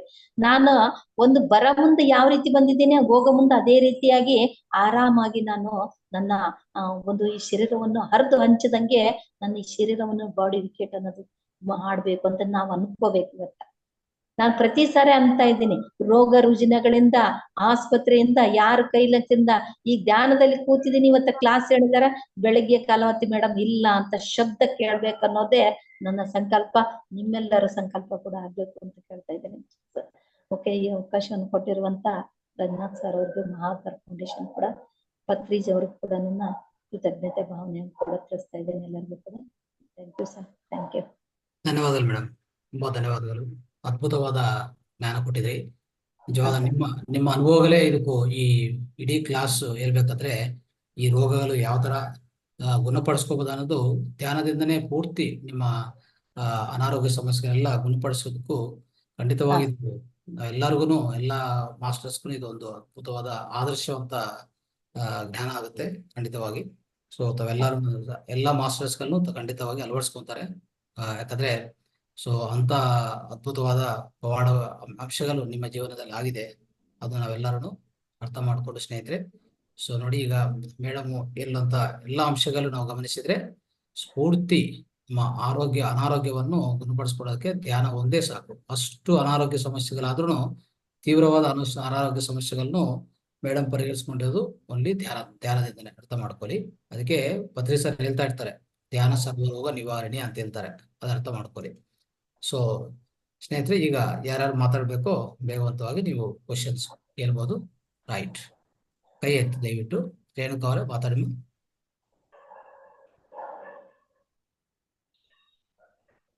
ನಮಸ್ಕಾರ. ನಿಜವಾಗ್ಲೂ ನೀವು ಎಲ್ಲ ನಮ್ಮೆಲ್ಲರಿಗೂ ಸ್ಫೂರ್ತಿ ಮೇಡಮ್. ಹೇಳ್ತಾ ಇದ್ರಿ, ಇಷ್ಟೊಂದು ನಾಡಿಗಳು, ದೇಹ ಪೂರ ಕಾಯಿಲೆಗಳು ಅನ್ನೋ ರೀತಿಲಿ ಮಾತಾಡ್ತಾ ಇದ್ರಿ. ಅದೆಲ್ಲವೂ ಕೂಡ ಧ್ಯಾನದಿಂದ ಸರಿ ಹೋಯ್ತು ಅಂತ ನೀವ್ ಹೇಳ್ತಾ ಇದ್ದಾಗ ನಿಜವಾಗ್ಲೂ ಅದು ನಂಬಲೇಬೇಕು ನಾವು. ಯಾಕೆಂದ್ರೆ ನಾವುಗಳು ಈಗ ಸರ್ ರಂಗನಾಥ್ ಸರ್ ಅವರ ಒಂದು ಗೈಡೆನ್ಸ್ ಇಂದ ನಾವು ಧ್ಯಾನ ಮಾಡ್ತಾ ಇದೀವಿ. ಹೇಳ್ಬೇಕು ಅಂತಂದ್ರೆ ನನಗೂ ತಲೆಭಾರ, ತಲೆನೋವು ಅನ್ನೋದಿತ್ತು ಸುಮಾರು ವರ್ಷಗಳಿಂದ. ಅಂದ್ರೆ ಅಷ್ಟು ಪ್ರಮಾಣದಲ್ಲಿ ಇರ್ಲಿಲ್ಲ. ಎಲ್ಲಿಗೆ ಹೋಗ್ ಬಂದ್ರು ಕೂಡ ಆ ತರದ್ದು ಫೀಲ್ ಆಗ್ತಾ ಇತ್ತು. ನನಗೆಲ್ಲೋ ಅನ್ಸೋದು ಯಾಕೆ ಈ ತರ ಆಗುತ್ತೆ, ನಾನು ಆದಷ್ಟು ಪಾಸಿಟಿವ್ ಆಗೇ ಇದ್ದೆ. ಈ ತರ ಎಲ್ಲ ಇರೋವಾಗೂ ಕೂಡ ಯಾಕೆ ಈ ತರ ಆಗುತ್ತೆ ಅನ್ನೋ ಪ್ರಶ್ನೆಗೆ ಉತ್ತರ ಸಿಕ್ಕಿರ್ಲಿಲ್ಲ. ಒಂದು ನೆಟ್ವರ್ಕ್ ಮಾರ್ಕೆಟಿಂಗ್ ಆಗ್ಬೋದು, ಒಂದು ಒಳ್ಳೆ ರೀತಿಲಿ ಅದ್ರಲ್ಲೂ ಎಲ್ಲ ವಿಚಾರಗಳನ್ನ ತಿಳ್ಕೊಳ್ತಾ ಇದ್ದೆ. ಒಳ್ಳೊಳ್ಳೆ ಮೆಡಿಸಿನ್ಸ್ ಅಂತಂದ್ರೆ ಅದು ಸ್ವಯೇದಿಕ್ ಆಯುರ್ವೇದಿಕ್ ತರ ತಗೊಳ್ತಾ ಇದ್ದೆ, ಅದು ಪರವಾಗಿರ್ಲಿಲ್ಲ. ಆದ್ರೂ ಕೂಡ ನೋ ಸ್ಯಾಟಿಸ್ಫ್ಯಾಕ್ಷನ್. ಜೊತೆಗೆ ವ್ಯಾಯಾಮ ಅಂತ ಬಂದೆ, ಅಲ್ಲೂ ಕೂಡ ನನಗೆ ಅಲ್ಲಿ ಸಿಕ್ಲಿಲ್ಲ. ಅಲ್ಲಿ ಒಂದು ಊಟದ್ದಾಗ್ಲಿ ಒಂದು ಶಿಸ್ತು ಕ್ರಮ ಅದನ್ನ ಕೊಡ್ತಾ ಇರ್ಲಿಲ್ಲ. ಆದ್ರೆ ಧ್ಯಾನಕ್ಕೆ ಬಂದ್ಮೇಲೆ ನಿಜವಾಗ್ಲೂ ಮೇಡಮ್ ಅದೃಷ್ಟವಂತರು, ಅದೃಷ್ಟನೇ ಕದಹ ತೊಡ್ಕೊಂಡು ಬಂದಿದೆ ಅಂತಾನೆ ಹೇಳ್ಬೋದು ಮೇಡಮ್. ಸಾಕಷ್ಟು ವಿಚಾರಗಳನ್ನ ನೀವು ಪಂಚಭೂತಗಳ ಬಗ್ಗೆ, 6 ಚಕ್ರಾಸ್ ಬಗ್ಗೆ ಅದರ ಸಂಪೂರ್ಣ ಮಾಹಿತಿಗಳನ್ನ ಕೊಟ್ಟಿದ್ದೀರಾ ಮೇಡಮ್. ಇಷ್ಟು ವಿಚಾರಗಳನ್ನ ತಿಳಿಸ್ಕೊಟ್ಟಿದ್ದೀರಾ. ನಿಮ್ಗೆ thank you so much madam. ಎಲ್ಲರಿಗೂ ಧನ್ಯವಾದಗಳು. Thank you sir. ಆಯ್ತು. ಸೊ ನಿಮ್ಮ ಪ್ರಶ್ನೆಗಳಿದೆ, ದಯವಿಟ್ಟು ಕೇಳಿ. ಮೇಡಮ್ ಅದ್ಭುತವಾದ ಜ್ಞಾನ ಕೊಟ್ಟಿದ್ದಾರೆ. ಸೊ ದಯವಿಟ್ಟು ನಿಮ್ಮ ಯಾವುದೇ ಸಂಶಯಗಳಿದ್ರೆ, ನಿಮ್ಮ ಜೀವನದಲ್ಲಿ ನಿಮ್ಗೆ ಏನಾದರೂ ತೊಂದರೆ ಕೊಡ್ತಾ ಇರೋಂಥ ಆರೋಗ್ಯ ಸಮಸ್ಯೆಗಳು ಏನಾದರೂ ಇದ್ರೆ ದಯವಿಟ್ಟು ಹಂಚ್ಕೋಬಹುದು ಮತ್ತೆ ಕೇಳ್ಬೋದು. ಪ್ರಶ್ನೆಗಳು ಕೇಳಿ ಮತ್ತೆ ಇವತ್ತಿನ ಕಾರ್ಯಕ್ರಮದ ನಿಮ್ಮ ಅನುಭವವನ್ನು ಹಂಚ್ಕೊಳ್ಳಿ ದಯವಿಟ್ಟು. ಎಸ್, ಮಾತಾಡಿ ಶ್ರೀ ಅವರು ಮಾತಾಡಿ. ನಮಸ್ತೆ ಮ್ಯಾಮ್. ನಮಸ್ತೆ ಸರ್. ತುಂಬಾ ಮಾಹಿತಿ ಕೊಟ್ಟಿದ್ದೀರಾ, ಥ್ಯಾಂಕ್ ಯು. ಬಟ್ ನನಗೆ ಸಡನ್ ಆಗಿ ಸುಸ್ತಾಗೋಗುತ್ತೆ. ಫುಲ್ ಡೇ ನಾನು ಮಲಗ್ಬಿಡ್ತೀನಿ. ಏನಕ್ಕೆ ಆತರ ಆಗ್ತಿದೆ ಅಂತ ಗೊತ್ತಾಗ್ತಾ ಇಲ್ಲ. ಮತ್ತೆ ಒಂದೊಂದ್ಸರಿ ಮೆಡಿಟೇಷನ್ ಮಾಡಿದಾಗ್ಲೂ ಫುಲ್ ಡೇ ಟಯರ್ಡ್ ಆಗಿ ಹೋಗ್ತೀನಿ. ಅಂದ್ರೆ ಇಲ್ಲಿ ಒಂದು 2-3 ತರ ನಿಮ್ಗೆ ರೀಸನ್ ಹೇಳ್ತೀನಿ. ಅಂದ್ರೆ ಇಲ್ಲಿ ನೀವು ಧ್ಯಾನ ಮಾಡ್ಕೊಂಡಾಗ ಆ ಎನರ್ಜಿ ಅನ್ನೋದು ರಿಸೀವಿಂಗ್ ಮಾಡ್ಕೋದಿದ್ದಾಗ, ಅಂದ್ರೆ ಒಂದು ಕೆಪಾಸಿಟಿ ಈಗ ನಂದೈತೆ, ನಾನು ಬೇರೆಯವ್ರದ್ದು ಎನರ್ಜಿ, ನೆಗೆಟಿವ್ ಎನರ್ಜಿ ಇಮಿಡಿಯೇಟ್ ತಕೊಂತಾ ಇದ್ದೆ. First of all body pains, ಯಾರನ್ನ ಮನೆಗೆ ಹೋದ್ರೆ ಆಯ್ತು, ಒಂದು ಹೊಸ ಡ್ರೆಸ್ ಹಾಕೊಂಡ್ರಾಯ್ತು, ಇಡೀ ಸುಸ್ತಾಗದ್ ನನ್ಗೆ. ಅದು ಮಾಡ್ತಾ ಅದು ಧ್ಯಾನ ಮಾಡ್ತಾ ಅದು ಏನಾಗುತ್ತೆ, ತಾನೇ ಹೋಗುತ್ತೆ. ಹೆಚ್ಚಾಗ್ಬೋದು, ಕಡಿಮೆನೂ ಆಗ್ಬೋದು. ಮತ್ತೆ ಇನ್ನೊಂದು ಏನಂದ್ರೆ DNA ಆಕ್ಟಿವೇಶನ್ ಅಂತ ಹೇಳ್ತೀವಿ. ಯಾವ ರೀತಿ ಬಾಡಿ ಪೇನ್ಸ್ ಆಗ್ತದೆ ಅಂದ್ರೆ ಒಳಗಡೆ ಏನಾದ್ರೂ ಚುಚ್ತಾ ಇದೆ ಅನ್ನೋ ರೀತಿಯಲ್ಲಿ. ಆ ರೀತಿ ಆದಾಗ DNA ಆಕ್ಟಿವೇಶನ್ ಆದಾಗ ಕೂಡ ಬಾಡಿ ಪೇನ್ಸ್ ಬರ್ತಾವೆ ಮೇಡಮ್. ಅವಾಗ ಏನ್ ಮಾಡ್ತೀವಿ ಅಂದ್ರೆ ಒಂದು ಟ್ಯಾಬ್ಲೆಟ್ ತಗೊಂಡು ನಾವು ಬಿಟ್ಬಿಡ್ತೀವಿ. ಅದನ್ನೇ ನಾವ್ ಎಲ್ಲವನ್ನ ಬಿಟ್ಟು ನಾವೇನ್ ಮಾಡ್ಬೇಕು, ಒಂದು 5 ನಿಮಿಷ ನಮ್ಗೆ ಎಷ್ಟೇ ತ್ರಾಸ ಆಗ್ಲಾಕ ಕಣ್ ಮುಚ್ಬೇಕು. ನನ್ಗೆ ಓಶೋ ರಜನೀಶ್ ಅವರ ಒಂದು DNA ಆಕ್ಟಿವೇಶನ್ ಆದಾಗ ನನ್ಗೆ 3 ದಿವಸವರೆಗೂ ಬಾಡಿ ಪೇನ್ಸ್, ವಾಮಿಟಿಂಗ್ ಜಂಕ್ಷನ್ ಆಗೋದು, ತಲೆ ತಿರುಗೋದು ಏನಾದ್ರೂ ಆಗ್ತದೆ. ಅವಾಗ ಹೇಳಿದ್ರು DNA ಆಕ್ಟಿವೇಶನ್ ಆಗಿದೆ ಅಂತ ಹೇಳಿದ್ರು. ನಿಮ್ಗೆ DNA ಆಕ್ಟಿವೇಶನ್ ಆಗೋದು ಇದೇ ರೀತಿ. ಅಂದ್ರೆ ನಮ್ಗೆ ಒಂದು ಎನರ್ಜಿ ಅನ್ನೋದು ಕೂಡ ತಡ್ಕೊಳ್ಳೋರಷ್ಟೇ ಶಕ್ತಿ ಇರ್ಲಿಲ್ಲ ಅಂದ್ರೆ ನಮ್ಗೆ ಬಾಡಿ ಪೇನ್ಸ್ ಆಗ್ತಾ ಇರ್ತದೆ. ನೀವು ಹೆಚ್ಚಾಗಿ ಧ್ಯಾನ ಮಾಡಿ ಅಷ್ಟೇ, ಇನ್ನೇನು. ಮತ್ತೆ ನಂಗೆ ಸ್ಕಿನ್ ಅಲರ್ಜಿ ಆಗ್ತಾ ಇದೆ. ಸಾಯಂಕಾಲ ಹೊತ್ತಾದ್ರೆ ಇದೆ ಇಚಿಂಗ್ಸ್ ಆಗುತ್ತೆ, ದೊಡ್ಡೆ ಬರ್ತಿದೆ. ಲಾಸ್ಟ್ ಟೈಮ್ ಸರ್ ಕ್ಲಾಸ್ ಅಲ್ಲಿ ಮೆಡಿಟೇಷನ್ ಕ್ವಶನ್ ಮಾಡ್ಕೊಂಡು ಕೂತ್ಕೊಳ್ಳಿ ಅಂತ ಅಂದ್ರು. ಬಟ್ ಕ್ವಶನ್ ಮಾಡಿ ಕೂತ್ಕೊಂತಿದ್ರೆ ನಂಗೆ ಅದಕ್ಕೆ ಆನ್ಸರ್ ಸಿಗ್ತಿಲ್ಲ. ಬಟ್ ಡಾಕ್ಟರ್ಸ್ ಹತ್ರ ಹೋದ್ರೆ ಸ್ಟ್ರೆಸ್ ಲೆವೆಲ್ ಜಾಸ್ತಿ ಇದ್ರು ಕೂಡ ಈ ತರ ಆಗತ್ತೆ, ಲೈಫ್ ಟೈಮ್ ಟ್ಯಾಬ್ಲೆಟ್ ತಗೊಬೇಕು, ಹಾಗೆ ಹೀಗೆ ಅಂತ ಭಯ ಪಡಿಸಿ ಕಳ್ಸಿದಾರೆ. ನಾನ್ ಟ್ಯಾಬ್ಲೆಟ್ ತಗೊಂತಿಲ್ಲ, ಸ್ಟಾಪ್ ಮಾಡ್ಬಿಟ್ಟು ನಾ ಒಂದ್ಸತಿ ಅಡಿಕ್ಟ್ ಆದ್ರೆ ಲೈಫ್ ಟೈಮ್ ಅಂದ್ರೆ ಕಷ್ಟ ಅಂದ್ಬಿಟ್ಟು. ಇಲ್ಲ ಮೇಡಮ್, ನನಗೆ ಸ್ಕಿನ್ ಅಲರ್ಜಿ ಐತೆ. ಸ್ಕಿನ್ ಅಲರ್ಜಿಯಲ್ಲಿ ಬ್ಲಡ್ ಒಳಗಡೆ ಅಲರ್ಜಿ ಇದೆ. 52 ವರ್ಷ ಆದ್ಮೇಲೆ ಗೊತ್ತಾಗಿರೋದು ನನಗೆ. ಏನು ಹಾಕೋಂಗಿಲ್ಲ, ಹೊಸ ಬಟ್ಟೆ ಹಾಕೋಂಗಿಲ್ಲ, ಏನು ಒಡವೆಗಳು ಏನು ಹಾಕೋಂಗಿಲ್ಲ, ಆ ತರದ್ದು ಅಲರ್ಜಿ. ಈ ಧ್ಯಾನಕ್ಕೆ ಬಂದ್ಮೇಲೆ ಏನಾಯ್ತು ಅಂದ್ರೆ ನನಗೆ ಅಲರ್ಜಿ ಕಡಿಮೆ ಆಗಿರೋದು. ಅಂದ್ರೆ ಅನ್ಕಲಾರ್ದಂಗ ಒಂದು ಫ್ಯಾಟ್ನೆಸ್ ಕೂಡ ಬರ್ಬೋದು. ಮತ್ತೆ ಸಮೃದ್ಧಿ ಅನ್ನೋದು ಕೂಡ ನಿಮ್ ಒಳಗಡೆ ಇಲ್ದಿದ್ದಾಗ ಅದು ಕೂಡ ಒಂದು ಮಾನಸಿಕ ಕಾಯಿಲೆನೆ. ನಿಮ್ಗೆ ಬಂದು ಮಣಿಪೂರಕ ಚಕ್ರ ಕೂಡ ಯಾವಾಗ ಮುಚ್ಕೊಂಡಿರತ್ತ, ಅದು ಸ್ಕಿನ್ ಅಲರ್ಜಿ ಕೂಡ ನಮ್ಗೆ ಆಗ್ತದೆ. ಅದ್ರಿಂದ ನೀವ್ ಏನು ಸಿಚುವೇಶನ್ ಇಂದ ನೀವ್ ಹೊರಗ್ ಬರ್ಬೇಕು ಅಂತೀರೋ ಅದನ್ನೇ ಒಂದು ಚೂರು ಧ್ಯಾನ ಮಾಡ್ಕೊಂಡು ಬಂದ್ರೆ ಆ ಸ್ಕಿನ್ ಅಲರ್ಜಿ ಕೂಡ ಹೋಗ್ತಾ ಇರ್ತದೆ. ಅಂದ್ರೆ ಈ ಪೌಲ್ಸ್ಗಳು ಅಂತ ಹೇಳ್ತೀವಿ, ಕೂದ್ಲಗಳು ಏನಿರ್ತಾವ, ನಾವೀಗ ವ್ಯಾಕ್ಸಿಂಗ್ ಮಾಡಿ ಅದನ್ನ ಕಿತ್ತುತ್ತಾ ಇದ್ದೀವಿ. ನಾವು ಈ ಮೂಗಲ್ ಕಿತ್ಕೊಂತಾ ಇದಾರೆ, ಕಿವಿಯಲ್ಲಿ ಕಿತ್ಕೊಂತಾ ಇದಾರೆ, ಐಬ್ರೋಸ್ ಕಿತ್ತಾ ಇದೀವಿ, ಮತ್ತೆ ವ್ಯಾಕ್ಸಿಂಗ್ ಮಾಡಿ ಪೆಡಿಕ್ಯೂರ್ ಮೇಲೆ ಕಿತ್ತುತ್ತಾ ಇದೀವಿ. ಅಂದ್ರೆ ಒಂದು ಪೌಲ್ಸ್ಗಳು ಅಂದ್ರೆ ಒಂದು ರಂಧ್ರಗಳು ಅದರಿಂದ ಉಪ್ಪಿನ ಅಂಶ ಯಾವಾಗ ಅದ್ರ ಒಳಗಡೆ ನಮ್ಗೆ ಹೋಗೋದಿದ್ದಾಗ, ಅಂದ್ರೆ ಸೂರ್ಯನ ಕಿರಣಗಳು ಕೂಡ ನಮ್ಮ ಮೈ ಮೇಲೆ ಬೀಳ್ಬೇಕು. ಈಗ ಬೀಳ್ತಾ ಇಲ್ಲ, ಅಪಾರ್ಟ್ಮೆಂಟ್ನಾಗ ಇರೋದ್ರಿಂದ ಸೂರ್ಯನ ಕಿರಣಗಳು ಇಲ್ಲ, D ವಿಟಮಿನ್ 12ಗಳು ಎಲ್ಲರಿಗೂ ಕಡಿಮೆ ಆಗ್ತಾ ಇದೆ. ಸ್ವಲ್ಪ ಸೂರ್ಯನ ಕಿರಣಗಳಿಗೆ ನೀವು ಕೂತ್ಕೊಂಡಾಗ ಅದು ಕೆಲವೊಂದು ಫುಡ್ಡಿನಿಂದ ಕೂಡ ನಮ್ಗೆ ಬರುತ್ತಂತ ಹೇಳಿರ್ತಾರೆ. ಅದನ್ನ ಕೆಲವೊಂದ್ಸರಿ ಅವಾಯ್ಡ್ ಮಾಡ್ಬೇಕಾಗುತ್ತೆ. ಈ ಸಮರ್ ಅಲ್ಲಿ ಒಂದು ನಮ್ ಕಡೆ ಒಂದು ಪುಂಡೆ ಪಲ್ಯ ಅಂತಾರೆ, ಹಸಿಮೆಣಸಿನ್ಕಾಯಿ, ಚೌಳೆಕಾಯಿ, ಬದನೆಕಾಯಿ ಅಂತ ಹೇಳಿರುತ್ತೆ. ಕೆಲವೊಂದು ಅದರಲ್ಲಿ ಆ ಒಂದು ಐರನ್ ಕಂಟೆಂಟ್ ಜಾಸ್ತಿ ಇರುತ್ತೆ. ಯಾವಾಗ ನಿಮ್ಗೆ ಬಾಡಿ ಎಸೆನ್ಷಿಯಲ್ಸ್ ಯಾವಾಗ ಅದು ತಗೊಳ್ಳಿ ರಿಸೀವ್ ಮಾಡದಿದ್ದಾಗ ನಿಮ್ಗೆ ಅಲರ್ಜಿ ಅನ್ನೋದು ಕೂಡ ತುರ್ಕಿ ಬರ್ತದೆ. ಆಮೇಲೆ But ಧ್ಯಾನಕ್ಕೆ ಹೆಚ್ಚಾಗಿ ಹೀಟು ಯಾವಾಗ ಆಗುತ್ತೆ, ಬಾಡಿ ಒಳಗಡೆ ಹೀಟ್ ಯಾವಾಗ ಆಗುತ್ತೆ ಅವಾಗ ಒಳಗಡೆಯಿಂದ ಹೊರಗ್ ಬರುತ್ತೆ. ಈ ಸಮರ್ ಅಲ್ಲಿ ನೀವು ನೋಡಿರ್ಬೋದು, ಹಾವುಗಳು, ಕೆರೆಗಳು ಎಲ್ಲ ಹೊರಗ್ ಬಂದ್ಬಿಡುತ್ತೆ, ಹುಳಗಳು ಎಲ್ಲ ಬಿಡ್ಬಿಟ್ಟು ಹೊರಗ್ ಬರುತ್ತೆ. ಅದೇ ರೀತಿಯಾಗಿ ನಾವು ಧ್ಯಾನ ಮಾಡಿದಾಗ ಏನಾಗುತ್ತೆ, ಒಂದು ಹೀಟ್ ಉಷ್ಣಾಂಶ ಜಾಸ್ತಿ ಆದಾಗ ಏನಾಗುತ್ತೆ, ಒಳಗಡೆ ಇರುವಂತದ್ದನ್ನ ಏನಿರ್ತದ ಹೊರಗಡೆ ಬರುತ್ತೆ ನಮ್ಗೆ. ಅವಾಗ ಇಡ್ಚಿಂಗ್ ಆಗ್ತಾ ಇರ್ತದೆ, ನಮ್ಗಿಲ್ಲ ಅಂತಿಲ್ಲ. ಅವಾಗ ಏನ್ ಮಾಡ್ಬೇಕು, ನೀವು ಒಂದು ಬೇವಿನ ಎಣ್ಣೆ, ಔಡ್ಲೆ ಎಣ್ಣೆ ಅಥವಾ ಕೊಬ್ಬರಿ ಎಣ್ಣೆ ಡಬಲ್ ಫಿಲ್ಟರ್ ಅಂತ ಹೇಳ್ತೀವಿ. ಅಂದ್ರೆ ಒಂದು ಕಾದಿನ ಹಂಚಿನ ಮೇಲೆ ಅದು ಒಂದು ಬೌಲಲ್ಲಿ ಹಾಕಿ ಸ್ವಲ್ಪ ಅಪ್ಲೈ ಮಾಡ್ಬೇಕು. ಒಂದು ಸೋಪ್ ಅನ್ನೋದು ಸ್ವಲ್ಪ ಅವಾಯ್ಡ್ ಮಾಡ್ಬೇಕು, ಒಂದು ಕೆಮಿಕಲ್ಸ್ ಅವೆಲ್ಲ ನೀವು ಅವಾಯ್ಡ್ ಹಚ್ಕೊಂಡು ನೀವು ಮಾಡಿ ನೋಡಿ.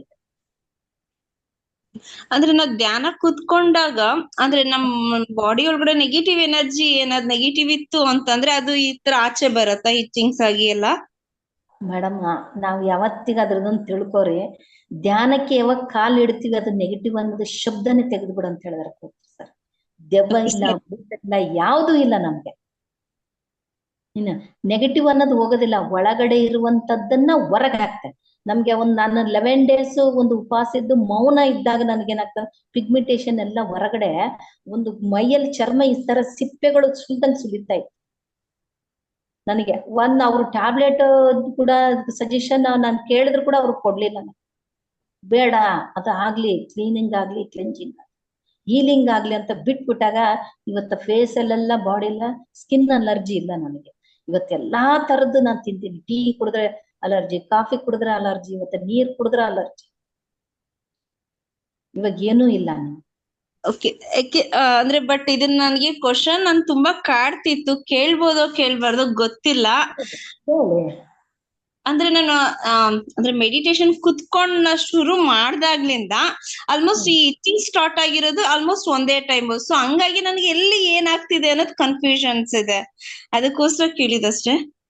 ಪರವಾಗಿಲ್ಲ, ಆಗ್ತದೆ ಮೇಡಮ್. ಯಾಕಂದ್ರೆ ಬಾಡಿ ಕಾನ್ಶಿಯಸ್ ನಿಂದ ನೀವ್ ಯಾವಾಗ ಧ್ಯಾನ ಮಾಡ್ತೀರಿ ಅದು ಆಗುತ್ತೆ. ಇದು ಸುಮ್ನೆ ಏನಾದ್ರೂ ಇದಿರುತ್ತೆ, ಇಲ್ಲಿ ಇಲ್ತಿರುತ್ತೆ, ಇಲ್ಲಿ ಆಗುತ್ತೆ. ನನ್ ಬಾಡಿ ಅದು ನನ್ ನೋವು ಅಲ್ಲ, ನನ್ ಶರೀರಕ್ಕೆ ಬಂದದ ನೋವು, ನನಗಲ್ಲ. ಅದು ನೀನ್ ನಡಿ ಅಂತ ಅವಾಯ್ಡ್ ಮಾಡ್ರಿ ನೀವು. ಕಾಲ್ ಜೋಮ್ ತಿಂತಿರ್ತದ, ನಾವೇನ್ ಮಾಡ್ತೀವಿ, ಕಾಲ್ ಜೋಮ್ ತಿಂತು ತೆಗಿಬೇಕು. ನಮ್ ಮೈಂಡ್ ಸೆಟ್ ಅದಕ್ಕೆ ಹೋಗ್ಬಿಡ್ತದ. ಅದಕ್ಕೆ ಶರೀರದ ಧ್ಯಾನ ಮಾಡ್ಬೇಡ್ರಿ, ಮನಸ್ಸಿನ ಧ್ಯಾನ ಮಾಡ್ಬೇಡ್ರಿ, ಬುದ್ಧಿಯ ಧ್ಯಾನ ಮಾಡ್ಬೇಡ್ರಿ. ಒಂದು ಆತ್ಮದಿಂದ ಪರಮಾತ್ಮದವರೆಗೆ ನಾವು ಧ್ಯಾನ ಮಾಡಿ ಯಾವಾಗ ಶರೀರ ಕುಂತ್ಕೊಂತ ಆಯ್ತು, ನಾವು ಕಾನ್ಶಿಯಸ್ನಾಗ ಹೋಗ್ಬಿಡ್ಬೇಕು ಅಷ್ಟೆ. ಶರೀರ ಧ್ಯಾನ ಮಾಡಿದಾಗ ನಮ್ಗೆಲ್ಲ ಬರ್ತವ, ಅಲರ್ಜಿ ಬರ್ತದ, ಇಡ್ಚಿಂಗ್ ಬರ್ತದೆ. ಅದ್ ನಂದಲ್ಲ ಅಂದ್ ಬಿಡ್ರಿ. ನಾನ್ ಧ್ಯಾನ ಮಾಡ್ತಾ ಇಲ್ಲ, ನಾನ್ ನಿನ್ ಕಡೆ ಗಮನ ಹರಿಸ್ತಾ ಇಲ್ಲ, ನಾನು ಶ್ವಾಸದ ಕಡೆ ಗಮನ ಹರಿಸ್ತಾ ಇದ್ದೀನಿ. ಮತ್ತೆ ಬ್ರೀತಿಂಗ್ ಕೂಡ ಸರಿಯಾಗಿ ಇಲ್ಲದಿದ್ದಾಗ ಕೂಡ ನಮ್ಗೆ ಅಲರ್ಜಿ ಬರುತ್ತೆ, ರೋಗಗಳಿಗೆ ಕೂಡ ಒಂದು ಕಾರಣ. ಬ್ರೀತಿಂಗ್ ಮಾಡ್ತಾ ಧ್ಯಾನ ಮಾಡಿ ಹೆಚ್ಚಾಗಿ ನೀರನ್ನು ಸೇರಿಸಿ, ಯಾವ್ದಾದ್ರು ತಂಪಾದದ್ದು, ಈ ಸೌತೆಕಾಯಿ ಆಗಿರ್ಬೋದು, ಏನಾದ್ರೂ ಇದ್ರೆ ಬಾರ್ಲಿ ಗಂಜಿ ಅಂತ ಹೇಳ್ತಾರೆ ಅದನ್ನ ತಗೊಳ್ರಿ. ಜೋಳದ ನುಚ್ಚು ಅಂತ ನಮ್ ಕಡೆ ಹೇಳ್ತಾರೆ, ಅದನ್ನ, ಈರುಳ್ಳಿ ಅನ್ನೋದು ಕೂಡ ತಗೊಳ್ರಿ, ಸ್ವಲ್ಪ ತಂಪು ಮಾಡ್ಕೊಡ್ರಿ, ಅವಾಗ ನಿಮ್ ಕಡಿಮೆ ಆಗುತ್ತೆ. ಅದೇ ನನಗೆ ಈ ಪ್ರಾಬ್ಲಮ್ ಸಾಲ್ವ್ ಆದ್ರೆ ಸಾಕು ಅನ್ನೋ ತರ ಆಗೋಗಿದೆ. ತುಂಬಾ ಇದಾಗತ್ತೆ, ಡಾಕ್ಟರ್ಸ್ ಹತ್ರ ಕೇಳಕ್ಕೂ ಆಗಲ್ಲ, ಕಾಲ್ ಮೇಲೆ ತೊಡೆ ಮೇಲೆ ಆದಾಗ. ಅದು ಹೆಂಗೆ ಅಂತ ನಂಗೆ ಆಯುರ್ವೇದಿಕ್ ಹೋಗಿದ್ದಕ್ಕೆ ಅವ್ರು ಏನೋ ಒಂಥರ ಹೇಳಿ ಚೂರ್ಣಗಳು ಕೊಟ್ರು. ಇಂಗ್ಲಿಷ್ ಮೆಡಿಷನ್ ಹತ್ರ ಹೋಗಿದ್ದಕ್ಕೆ ಅವರು ನಿಂಗೆ ಇನ್ಫೆಕ್ಷನ್ ಪ್ರಾಬ್ಲಮ್ ಇದೆ, ಅಲರ್ಜಿ ಪ್ರಾಬ್ಲಮ್ಸ್ ಇದೆ, ಸೊ ಟ್ಯಾಬ್ಲೆಟ್ಸ್ ಕೊಡ್ತೀನಿ 30 days, ಆಮೇಲೆ ಲೈಫ್ ಟೈಮ್ ನೈಟ್ ಒಂದೊಂದು ತಗೊಬೇಕು ಅಂದ್ರು. ಸೊ ಭಯ ಆಗೋಯ್ತು, ಅಯ್ಯೋ ಹೆಂಗೋ ನೋಡ್ಕೊಳ್ಳೋಣ ಅಂತ ಬಂದ್ಬಿಟ್ಟೆ. ಆಂಟಿಬಯೋಟಿಕ್ ಇರುತ್ತೆ. ಇವತ್ತು ಮೆಡಿಸನ್ ಬೇಡ ಅನ್ನಲ್ಲ, ಯಾಕಂದ್ರೆ ದವಾ ಬೇಕು. ಬರ್ಬರ್ತಾ ಸ್ಟಾಪ್ ಮಾಡಿ ಅಷ್ಟೇ.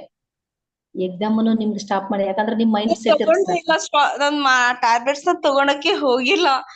ಅದು ನಿಮ್ ಮೈಂಡ್ ಸೆಟ್.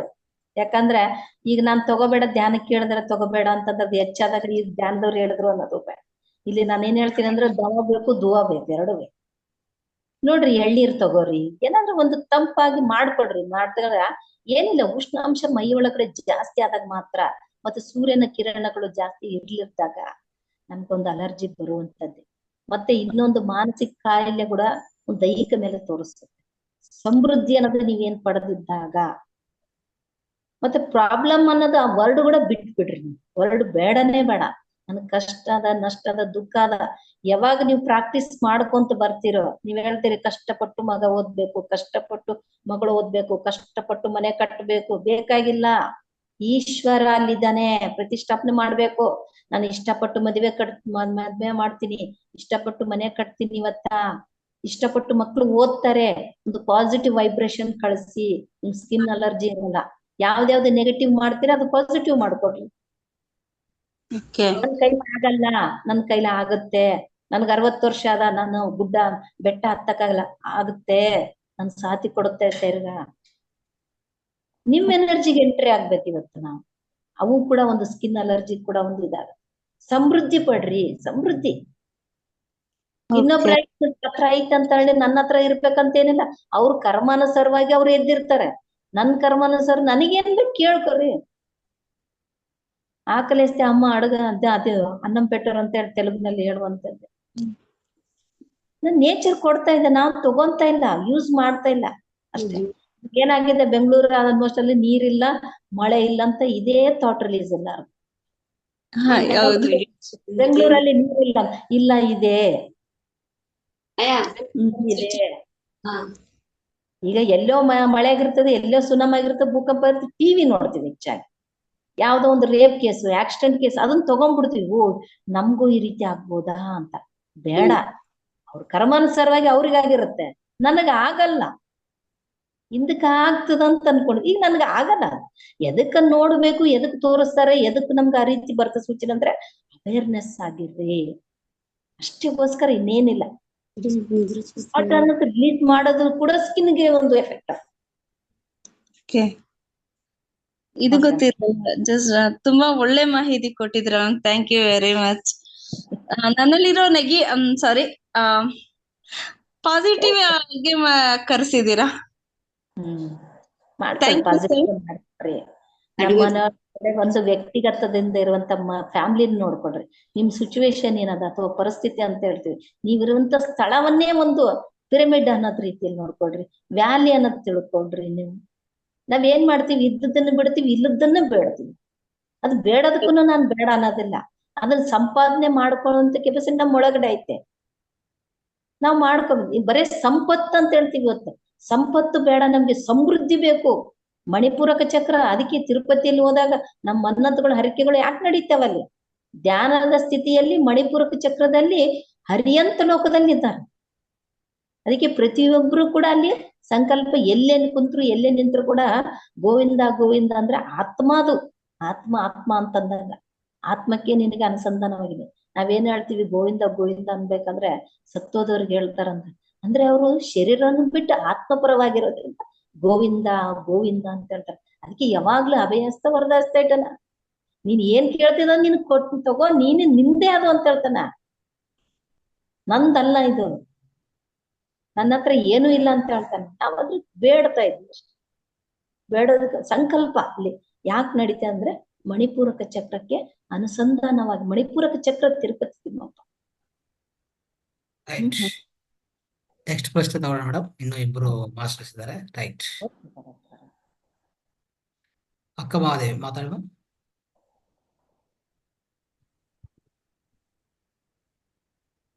ಮೇಡಮ್ ನಮಸ್ಕಾರ. ನಮ್ಗೆ ಬಹಳ ಅದ್ಭುತ ಅನಿಸ್ತು ನೀವ್ ಹೇಳಿದ್ದೆಲ್ಲ ಕೇಳ್ಬಿಟ್ಟು. ಇಷ್ಟು ಸರಳ ಪರಿಹಾರ ಇದ್ದಾಗ ನಾವ್ ಎಷ್ಟೆಲ್ಲಾ ಸುತ್ತೀವಿ, ಎಷ್ಟೆಲ್ಲಾ ಕಷ್ಟ ಪಡ್ತೀವಲ್ಲ. Really great, hats off to you ma'am. ನೀವ್ ಎಷ್ಟೊಂದೆಲ್ಲ ಪಾಸ್ ಆಗಿ ಬಂದಿದ್ದೀರ. ಕಷ್ಟ ಇಲ್ಲ, ಇಷ್ಟ ಈಶ್ವರ. ಇಷ್ಟಪಡ್ತೀವಿ ನಾವು ಪ್ರತಿಯೊಂದು. ಶುಗರ್ ಅನ್ನ ಇಷ್ಟಪಡ್ರಿ, BP ಅನ್ನ ಇಷ್ಟಪಡ್ರಿ, ರೋಗಗಳನ್ನೆಲ್ಲ ಇಷ್ಟಪಡ್ರಿ. ಇಷ್ಟಪಟ್ಟು ಹೊರಗೆ ಹಾಕ್ರಿ, ಅವಾಗ ಬರಲ್ಲ ಅವ್ರು. ಕಷ್ಟಪಟ್ಟು ಅವಾಗ ಹಾಕ್ರಿ, ಮತ್ತೆ ಬರ್ತಾರ ಅವ್ರು. ಎಷ್ಟು ಸಾಧ್ಯ ಇದೆ ಅಷ್ಟು ನಾನ್ ಜೀವನದಲ್ಲಿ ಯಾವಾಗ್ಲೂ ಬೈ ಬರ್ತ್ ಇಂದ ಪಾಸಿಟಿವ್ ಆಗಿದ್ದೇನೆ. ಎಂದೂ ನೆಗೆಟಿವ್ ನಾವು ವಿಚಾರ ಮಾಡೋದೇ ಇಲ್ಲ. But Very good. ಕೆಲವು ಚಾಲೆಂಜಸ್ ಹಂಗೆ ಜೀವನದಲ್ಲಿ ಮುಂದುವರೆದಂಗೆ ನಾನು ಎಂದೂ ಇಲ್ಲದ ಇವಾಗ ಅದು ನನ್ನ ತಲೆಯಲ್ಲಿ ಬಂದು ನನಗೆಲ್ಲ ಸಮಸ್ಯೆ ಇಟ್ಕೊಂಡ್ ಬಿಟ್ಟಿತ್ತು. ಮತ್ತೆ ಈಗೊಂದು ಎಷ್ಟು 2014ರಿಂದ ಮೆನೋಪಾಸ್ ಆದ ನಂತರದಿಂದ ಪಿಗ್ಮೆಂಟೇಶನ್ ಸ್ಟಾರ್ಟ್ ಆಗಿದೆ. ಅದು ಮತ್ತೆ ಹೋಗ್ತಾ ಇಲ್ಲ. ಅದನ್ನ ಎಲ್ಲಾ ರೀತಿಯಿಂದ ಟ್ರೈ ಮಾಡ್ತಾ ಇದ್ದೀನಿ. ಮತ್ತೆ ನಾನು ಬಿಸಿಲಲ್ಲಿ ಒಂದ್ ಸ್ವಲ್ಪ ಕೇಳಿ, ಪಿಗ್ಮೆಂಟೇಶನ್ ಜೊತೆಗೆ ನಾನು ಮಾತಾಡಿದ್ದೇನೆ. ಅದು 18 ವರ್ಷದವರೆಗೆ ಇರುತ್ತೆ ಮೇಡಮ್. ಮತ್ತೆ ನನಗೆ gold coin laughing of Buddha ನಾನ್ ಲಕ್ಷಾಂತರ ರೂಪಾಯಿ ಕಳ್ಕೊಂಡಿದ್ದೀನಿ. ಒಂದೇ ಮಾತು ಹೇಳ್ತಿದ್ದೆ, ಧ್ಯಾನಕ್ಕೆ ಕುಂತಾಗ ಆ ಪಿಗ್ಮೆಂಟೇಶನ್ ಜೊತೆಗೆ ಧ್ಯಾನ ಮಾಡಿದಾಗ ನಾನು ಹೋಗಲ್ಲ, ಇದು ನಂದು, ನಿಮ್ದಲ್ಲ, ಇದು ನಂದು. ಪಿಗ್ಮೆಂಟೇಶನ್ ನಾನಾಗಿ ಹೋಗ್ತೀನಿ ಅಂತೇಳಿ ಒಂದು laughing of Buddha gold coin ಇಂದ ಹೀಲಿಂಗ್ ನಡೀತಾ ಇದೆ. ನೀವು ನೋಡ್ತಾ ಇರ್ಬೋದು, ಇಲ್ಲೆಲ್ಲ ಇದೆ. ಈಗೇನು ಇಲ್ಲ. ನಾನು ಬಟರ್ಫ್ಲೈ ಪಿಗ್ಮೆಂಟೇಶನ್ ಅಂತ ಹೇಳ್ತಾರೆ. ಇವೆಲ್ಲ ಎದಕ್ ಬರ್ತಾ ಇದ್ದೇವೆ ಅಂತಂದ್ರೆ ಪ್ರತಿಯೊಬ್ಬರಿಗೂ ಕೂಡ ನಾನು ಉತ್ತರ ಕೊಡ್ಬೇಕು. ಪತ್ರಿ ಸಾರಿ ಹೇಳಿರೋದ್ರಿಂದ ಇಷ್ಟ ಯಾಕೆ ನಾನು ಅನುಭವ ಪೂರ್ವಕ ಇದ್ ಬಂದ್ ನೀನ್ ತಂದ್ಕೊಂಡಿದ್ಯಾ. ಒಂದೊಂದು ಲೋಕದ BP ಲೋಕಕ್ಕೆ ಹೋಗಿ BP ತಗೊಂಡ್ ಬಂದಿಯಾ, ಶುಗರ್ ಲೋಕಕ್ಕೆ ಒಂದೊಂದು ಲೋಕಕ್ಕೆ ಒಂದೊಂದು ರೋಗಗಳಿಗೆ ಒಂದೊಂದು ಲೋಕಗಳಿದಾವೆ, ಅವನ್ನೆಲ್ಲ ತಗೊಂಡ್ ಬಂದಿಯಾ, ಅದನ್ನ ಅನುಭವ ಪಟ್ಟಿಯಾ, ನೀನ್ 4-6 ಜನಕ್ಕೆ ಹೇಳ್ಬೇಕು ಅನ್ನೋದು ಒಂದೇ ಹೇಳಿರೋದು ಅವ್ರ ಅನುಭವ. ಮತ್ತೆ ಹಿಂಗ್ ಬಿಸಿಲು ಅಂತ ಹೇಳಿ ಸ್ವಲ್ಪ ಹೊರಗಡೆ ಹೋದ್ಮೇಲೆ ನನ್ ಮುಖ ಪೂರ್ತಿ ಕಪ್ಪಾಗ್ಬಿಡ್ತದೆ. ನನಗೊಂಥರ ಅದಕ್ಕೆ ಬೇಜಾರು. ಯಪ್ಪ ನಾ ಇಲ್ಲಿ ಹೊರಗಡೆ ಹೋದ್ರಲ್ಲ ನಂಗೆ ತ್ರಾಸ ಆಗ್ತದೆ, ನಾನ್ ಹೋಗ್ಬಾರ್ದು, ಇಲ್ಲೇ ಇರ್ಬೇಕು, ಈ ತರ ಎಲ್ಲ. ಬಿಸಿಲು ಅಂದ್ರೆ ಬೆಳಿಗ್ಗೆದು ಬಿಸಿಲು, ಇಲ್ಲಂದ್ರೆ ಬಿಸ್ಲಕ್ ಹೋಗೋದಲ್ಲ. ಹಂಗಲ್ಲ, ಏನಾದ್ರೂ ಫಂಕ್ಷನ್ಸ್ ಇದೆ, ಇದು ಹೊರಗಡೆ ಹೋಗ್ತಿವಲ್ಲ, ಈಗ ಹೊರಗಡೆ ಹೋದ್ ಕೂಡ್ಲೇನ ಒಳಗ್ ಬಂದ್ ಕೂಡಲೇ ನನ್ ಮುಖ ನೋಡ್ಲಿಕ್ಕೆ ಆಗಲ್ಲ, ಅಷ್ಟು ಕಪ್ಪಾಗಿ ಟರ್ನ್ ಆಗ ಬ್ಲಾಕ್ ಮೆಲನಿನ್ಸ್ ಆಕ್ಟಿವ್ ಆಗಿರ್ತವೆ. ಇದ್ದವ್ರಿಗೆ ಯಾರಿಗಾದ್ರೂ ನೀವ್ ಹಂಗಸಿರ್ತೀರಿ. ನನಗೆ ಒಂದು ಬಿಳುಪು ಅನ್ನೋದು ಇಷ್ಟ ಇದ್ದಿಲ್ಲ, ಈ ಬಣ್ಣ ಇಷ್ಟ ಇದ್ದಿಲ್ಲ, ಅದಕ್ಕೆ ಕಪ್ಪು ಬಂದು ಹೋಯ್ತು. ಇಷ್ಟಪಡ್ರಿ ಅದನ್ನ. ಐ ಲವ್ ಅಂತ ಈ ಕಪ್ಪು ಪಿಗ್ಮೆಂಟೇಶನ್ ಬಂತು, ನಾ ಬಂಗಾರದಲ್ಲಿ ಬಂದಿಯಾ, ಇದೇನ್ ನಾಲೆಜ್ ಕೊಡಕ್ ಬಂದಿಯಾ, thank you, I love you.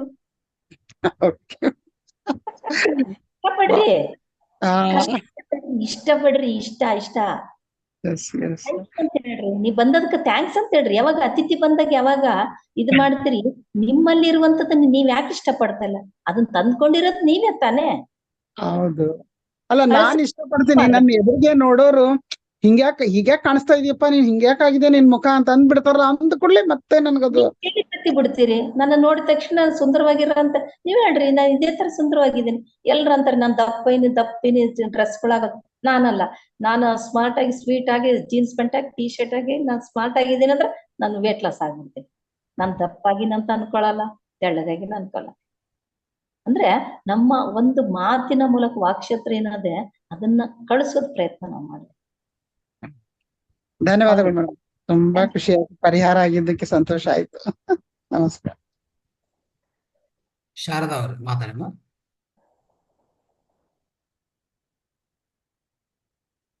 Hello ma'am, ನಮಸ್ತೆ ಮ್ಯಾಮ್.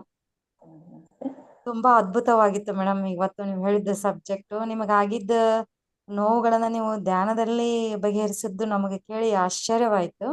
ಈಗ ನಾವು ಧ್ಯಾನದಲ್ಲಿ ಕುಳಿತಾಗ ಅದಕ್ಕೆ ಫೋಕಸ್ ಮಾಡಿ ಯಾವ ರೀತಿ ಮಾಡ್ಬೇಕು ನಮ್ ದೈಹಿಕದಲ್ಲಿ, ಅದು ನಮ್ಗೆ ತಿಳಿತಾ ಇಲ್ಲ ಮ್ಯಾಮ್. ಬ್ರೀತಿಂಗ್ ಅಬ್ಸರ್ವ್ ಅಷ್ಟೇ. ಆ ಭಾಗದಲ್ಲಿ ನಿಮ್ ನೆನಪಿರೋವರೆಗೆ ಆ ಭಾಗದಲ್ಲಿ ನೋಡ್ಕೊಂಡು 1-2 ಮಾತುಗಳನ್ನ ಹೇಳ್ಬೇಕು. ಅದನ್ನ ನೀ ಬಂದಿ ಯಾಕಂದ್ರೆ ಥ್ಯಾಂಕ್ ಯು ಫುಲ್ ಅದು ನಾಲೆಜ್ ಕೊಟ್ಟಿ, ಆ ನಾಲೆಜ್ ತಗೊಂಡಿದೀನಿ, ಆ ನಾಲೆಜ್ ಇಂದ ನಾನು ಹೊರಗ್ ಬರ್ಬೇಕು. ಅಂದ್ರೆ ಒಂದೊಂದು ರೋಗಗಳು ಎದಕ್ ಬರ್ತಾವಂದ್ರೆ ಆ ನಾಲೆಜ್ ತಿಳ್ಕೋಕೋಸ್ಕರ ನಾವು ಬಂದೆ ಬಾ ಅಂತ ಕರ್ದಿರ್ತೀವಿ. ನನ್ಗೆ ನೆನ್ಪಿರಲ್ಲ.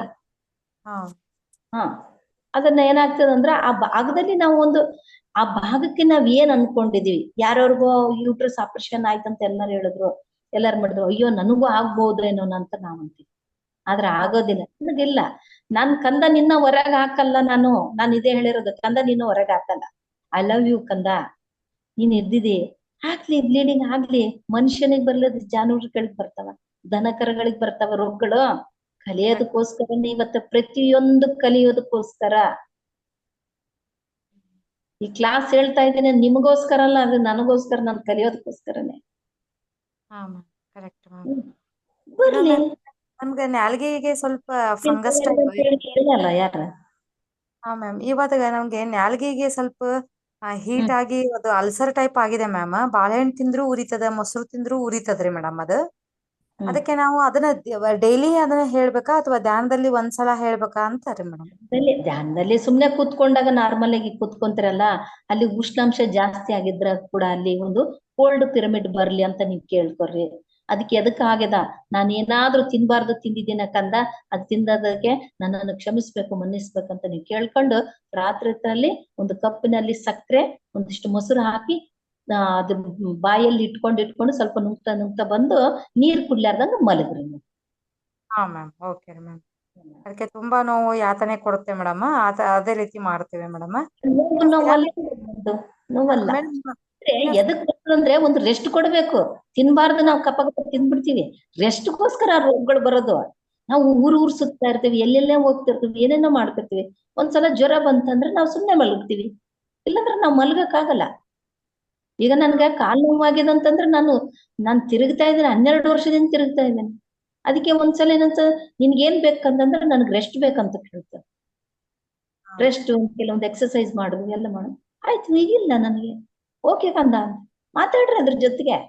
ಯಾಕಂದ ಏನಾಯ್ತು, ನಿನ್ಗೇನ್ ಬೇಕು ಹೇಳ್ಬೋ, ನನ್ನಿಂದ ನಿನಗೇನಾಗ್ಬೇಕು, ನನಗೇನ್ ಗೊತ್ತಾಗ್ತಾ ಇಲ್ಲ, ನೀನೇ ತಿಳಿಸ್ಕೊಡು, ಇದಕ್ಕೇನ್ ಔಷಧ ಬೇಕು. ನಾನ್ ಡಾಕ್ಟರ್ ಹತ್ರ ಹೋಗಲ್ಲ ಕಂದ, ಬೇರೆ ಟ್ಯಾಬ್ಲೆಟ್ ಕೊಟ್ಬಿಡ್ತಾರ ಅವ್ರು, ಇಂಜೆಕ್ಷನ್ ಮಾಡ್ತಾರ, ಬೇಡ ಕಂದದು ನಮ್ಗೆ ಮೆಡಿಸಿನ್ ಗೊತ್ತದ, ಬೇಡ ನಮ್ಗೆ ಮೆಡಿಟೇಷನ್ ಗೊತ್ತದಲ್ಲ, ಅದ್ರ ಜೊತೆಗೆ ಮಾಡೋಣ ಕಂದ. ಐ ಲವ್ ರಾಜ, ಈ ರೀತಿ ಮಾತಾಡ್ರಿ. ಯಾರ್ಯಾರಿಗೋ ಫೋನ್ ಮಾಡಿ ಏನೇನೋ ಹೇಳ್ತೀರಿ, ವಿಶ್ ಮಾಡ್ತೀರಿ, ಥ್ಯಾಂಕ್ ಯು ಹೇಳ್ತೀರಿ, ಹಲೋ ಅಂತೀರಿ, ಆರಾಮಿದ್ದೀರಿ ಅಂತ ಕೇಳ್ತೀರಿ. ನಿಮ್ ಶರೀರಕ್ಕೆ ಕೇಳ್ರಿ, ಆ ಮಾನಸಿಕದಿಂದ ಹೊರಗೆ ಬರ್ರಿ. ಆ ನೋವಲ್ಲ ನಂದು. ಸರಿ ಮ್ಯಾಮ್. ಕಾಲ್ ಒತ್ತರಿ, ನಿಮ್ ಕಾಲ್ ಒತ್ತರಿ, ನಿಮ್ ಕೈ ಒತ್ತರಿ, ಹಿಂಗ ಅನ್ರಿ, ನೋವಾಗ್ತಾ ಇದೆ ಅಂತ ಮಾತಾಡಿ ಹಿಂಗ. ಯಾವ ರೋಗ ಇರ್ತಾವ ನೋಡೋಣ, ಎಲ್ಲಿರ್ತಾವ? ನಾವ್ ಮಾತಾಡ್ತಾ ಇಲ್ಲ, ನಮ್ ಜೊತೆಗೆ ನಾವಿಲ್ಲ. ನನಗೆ ಕಾಲುಗಳ ಕಡೆ ಲಕ್ಷ್ಯ ಕೊಟ್ಟಿದ್ದಿಲ್ಲ ಮೇಡಮ್ ನಾವ್ ಧ್ಯಾನದಲ್ಲಿ, ಬಟ್ ಕಾಲಿನ ನರ ಸೆಳೆತ, ಆಮೇಲೆ ಅಂಗಾಲೂರಿ ಅದೆಲ್ಲ ನೋವು ಪರಿಹಾರ ಆಗಿದೆ ಮೇಡಮ್. ಬಟ್ ನ್ಯಾಲ್ಗೆದ ಒಂದು ಮಾತ್ರ ಅದು ಕಡಿಮೆ ಆಗಿಲ್ಲ. ಸೊ ಅದಕ್ಕೆ ಹಂಗಾರೆ ಕಾನ್ಸಂಟ್ರೇಷನ್ ಕೊಟ್ಟು ನಾವು ಮಾಡ್ತೀವಿ. ರೆಸ್ಟ್ ಬೇಕಾಗಿರ್ತದ, ಬಂದಿರ್ತದ ತಗೊಳ್ರಿ. ಹೀಟ್ ಆಗಿರ್ತದ ಸ್ವಲ್ಪ. ಈಗ ತಾಳ ಗಿಂಜಿಲ್ ಅಂತ ಹೇಳ್ತಾರ, ತಾಳ್ದಂಡ್ ಸಿಗ್ತವೆ, ತಾಳ್ದಂಡ್ ಇವಾಗ ಆಗ್ಲೇ 4-5 ವರ್ಷ ಆಯ್ತು ಮ್ಯಾಮ್, ಅದು ಕಡಿಮೆ ಆಗಿಲ್ಲ. ನಾನು ಆಯ್ತು, 4-5 ವರ್ಷ ಅಲ್ಲ, ನೀವು ನಾಲೆಜ್ ತಗೋಬೇಕಾಗಿದ್ರೆ ತಗೊಂಡ್ರಿ. ಇವತ್ ಕ್ಷಣದಿಂದ ಈಗಿಲ್ಲ ನನಗೆ ಅನ್ನೋವಿಲ್ಲ, ಅನ್ನೋವು ನಂದಲ್ಲ, ನನ್ನ ಅಲ್ಲಿಗೆ ಸಂಬಂಧ ಇಲ್ಲ. Okay ma'am. ಇನ್ನೊಂದು ಮೇಡಮ್, ಈ ಪಿರಮಿಡ್ ತಗೊಂಡ್ ಬರ್ತೀವಲ್ಲ ಮೇಡಮ್, ಅವನ್ನ ನಾವು ಹಾಗೆ ಇಟ್ಬಿಡ್ಬೇಕಾ ಅಥವಾ ಏನಾದ್ರು ದಿನಂಪ್ರತಿ ನಾವು ಯಾವ ರೀತಿ ಮಾಡ್ಬೇಕು ಮೇಡಮ್ ಅವನ್ನ? ಏನಿಲ್ಲ ಮೇಡಮ್, ಒಂದು ಪಿರಮಿಡ್ ಬಗ್ಗೆ ಹೇಳ್ಬೋದಾ ಸರ್? ಟೈಮ್ ಇದೆ.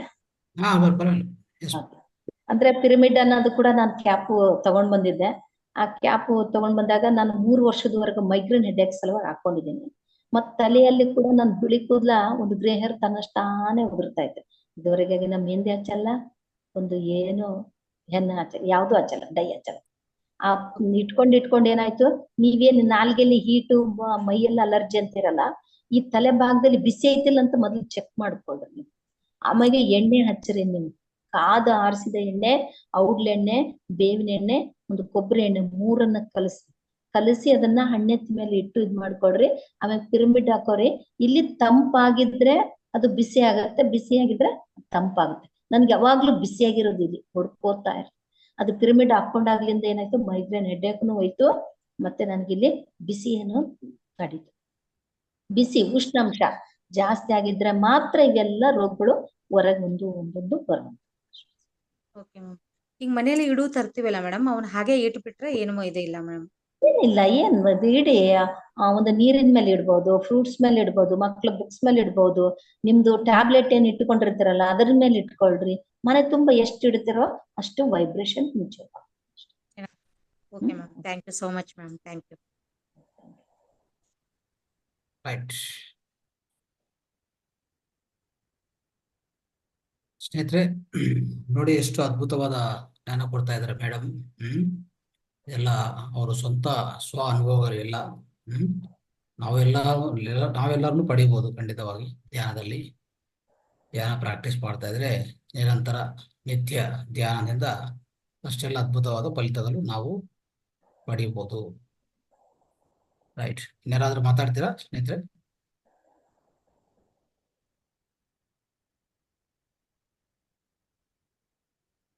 ಯಾರಾದ್ರೂ ಮಾತಾಡ್ಬೇಕಂದ್ರೆ ಕೈ ಎತ್ತಿ, ಇನ್ನು ಕ್ಲೋಸ್ ಮಾಡಲ್ಲ ಸೆಷನ್. ಈಗ ಈ ವಿಡಿಯೋವನ್ನು ದಯವಿಟ್ಟು ಇನ್ನು ಎಲ್ಲರೂ ಕಲಿಸಿ, ಮತ್ತೆ ಅದ್ರ ಜೊತೆಗೆ ನೀವು ಒಂದು ಮನ್ನಾ ಮಾಡ್ಕೊಳ್ಳಿ. ಹೆಚ್ಚು ಪದೇ ಪದೇ ನೋಡ್ತಾ ಇದ್ರೆ, ವೀಕ್ಷಿಸಿದ್ರೆ ಆ ವಿಡಿಯೋ ಇನ್ನೂ ಹೆಚ್ಚು ಅರ್ಥ ಆಗತ್ತೆ. ಯಾವ ತರ ನಮಗೂ ಪ್ರತಿಯೊಬ್ಬರಿಗೂ ಪ್ರಾಬ್ಲಮ್. ಈಗ ಇತ್ತೀಚಿನ ಕಾಲದಲ್ಲಿ ಎಲ್ಲ ರೋಗಗಳು ಅಂದ್ರೆ ಮಾನಸಿಕದಿಂದ ಬಂದಿರುವಂತ ದೈಹಿಕ ರೋಗಗಳು ಅವೆಲ್ಲ ಸಾಲ್ವ್ ಆಗಬೇಕಾದ್ರೆ ಈ ವಿಡಿಯೋವನ್ನು ಮತ್ತೆ ಮತ್ತೆ ಮತ್ತೆ ತಿರ್ಗಾ ನೋಡ್ತಾ ಅದರಿಂದ ಹೆಚ್ಚು ಜ್ಞಾನ ತಗೊಂಡು ನಾವು ಅದನ್ನ ಅಳವಡಿಸ್ಕೊಂಡ್ರೆ ಸಾಕು, ಅಷ್ಟೇ, ಎಲ್ಲಾನು ವಾಸಿ ಆಗುತ್ತೆ. Right. Okay madam, I think ಪ್ರಶ್ನೆಗಳು ಮುಗಿದೆ ಅಂತ ಅನ್ಕೊಂಡಿದ್ದೀನಿ. ಸೊ ಅದ್ಭುತವಾದ ಇವತ್ತಿನ ಕಾರ್ಯಕ್ರಮ ನೀವು ಎಲ್ಲರಿಗೂ ಮಾಡಿಸ್ಕೊಟ್ಟಿದ್ದಕ್ಕೂ, ಎಷ್ಟು ಅದ್ಭುತವಾದ ಜ್ಞಾನ ಕೊಟ್ಟಿದ್ರಿ, ಮತ್ತೆ ಅದ್ಭುತವಾದ ಪ್ರಶ್ನೋತ್ತರಗಳು ಕೊಟ್ಟಿದ್ರಿ. So thank you so much, ತುಂಬಾ ಧನ್ಯವಾದಗಳು. ಓಕೆ, ಸೊ ನಂಬರ್ ಅಂತ ಯಾರೋ ಕೇಳ್ತಾ ಇದ್ರು, ಆಮ್ ಸರ್. ಗ್ರೂಪ್ ಅಲ್ಲಿ ಹಾಕ್ತೀನಿ ಮೇಡಮ್. ನಂಬರ್ ಎಲ್ಲಿ ಮೇಡಮ್? ಸರಿ, 900 900 899 900 ಆಯ್ತು, 899 900 899 ಹ್ಮ್ 6337. 6337. ಎಸ್, ರೈಟ್ ಮೇಡಮ್, ಹಾಕಿದೆ, ಗ್ರೂಪಲ್ಲಿ ಹಾಕಿದೆ. Okay. Okay madam, thank you so much, ತುಂಬಾ ಧನ್ಯವಾದಗಳು. Thank you. Yes, sir. ಸ್ನೇಹಿತರೆ, ಎಲ್ಲರಿಗೂ ಶುಭರಾತ್ರಿ, ಧನ್ಯವಾದಗಳು. ಇನ್ನ ಕಾರ್ಯಕ್ರಮ. Thank you. ಓಕೆ.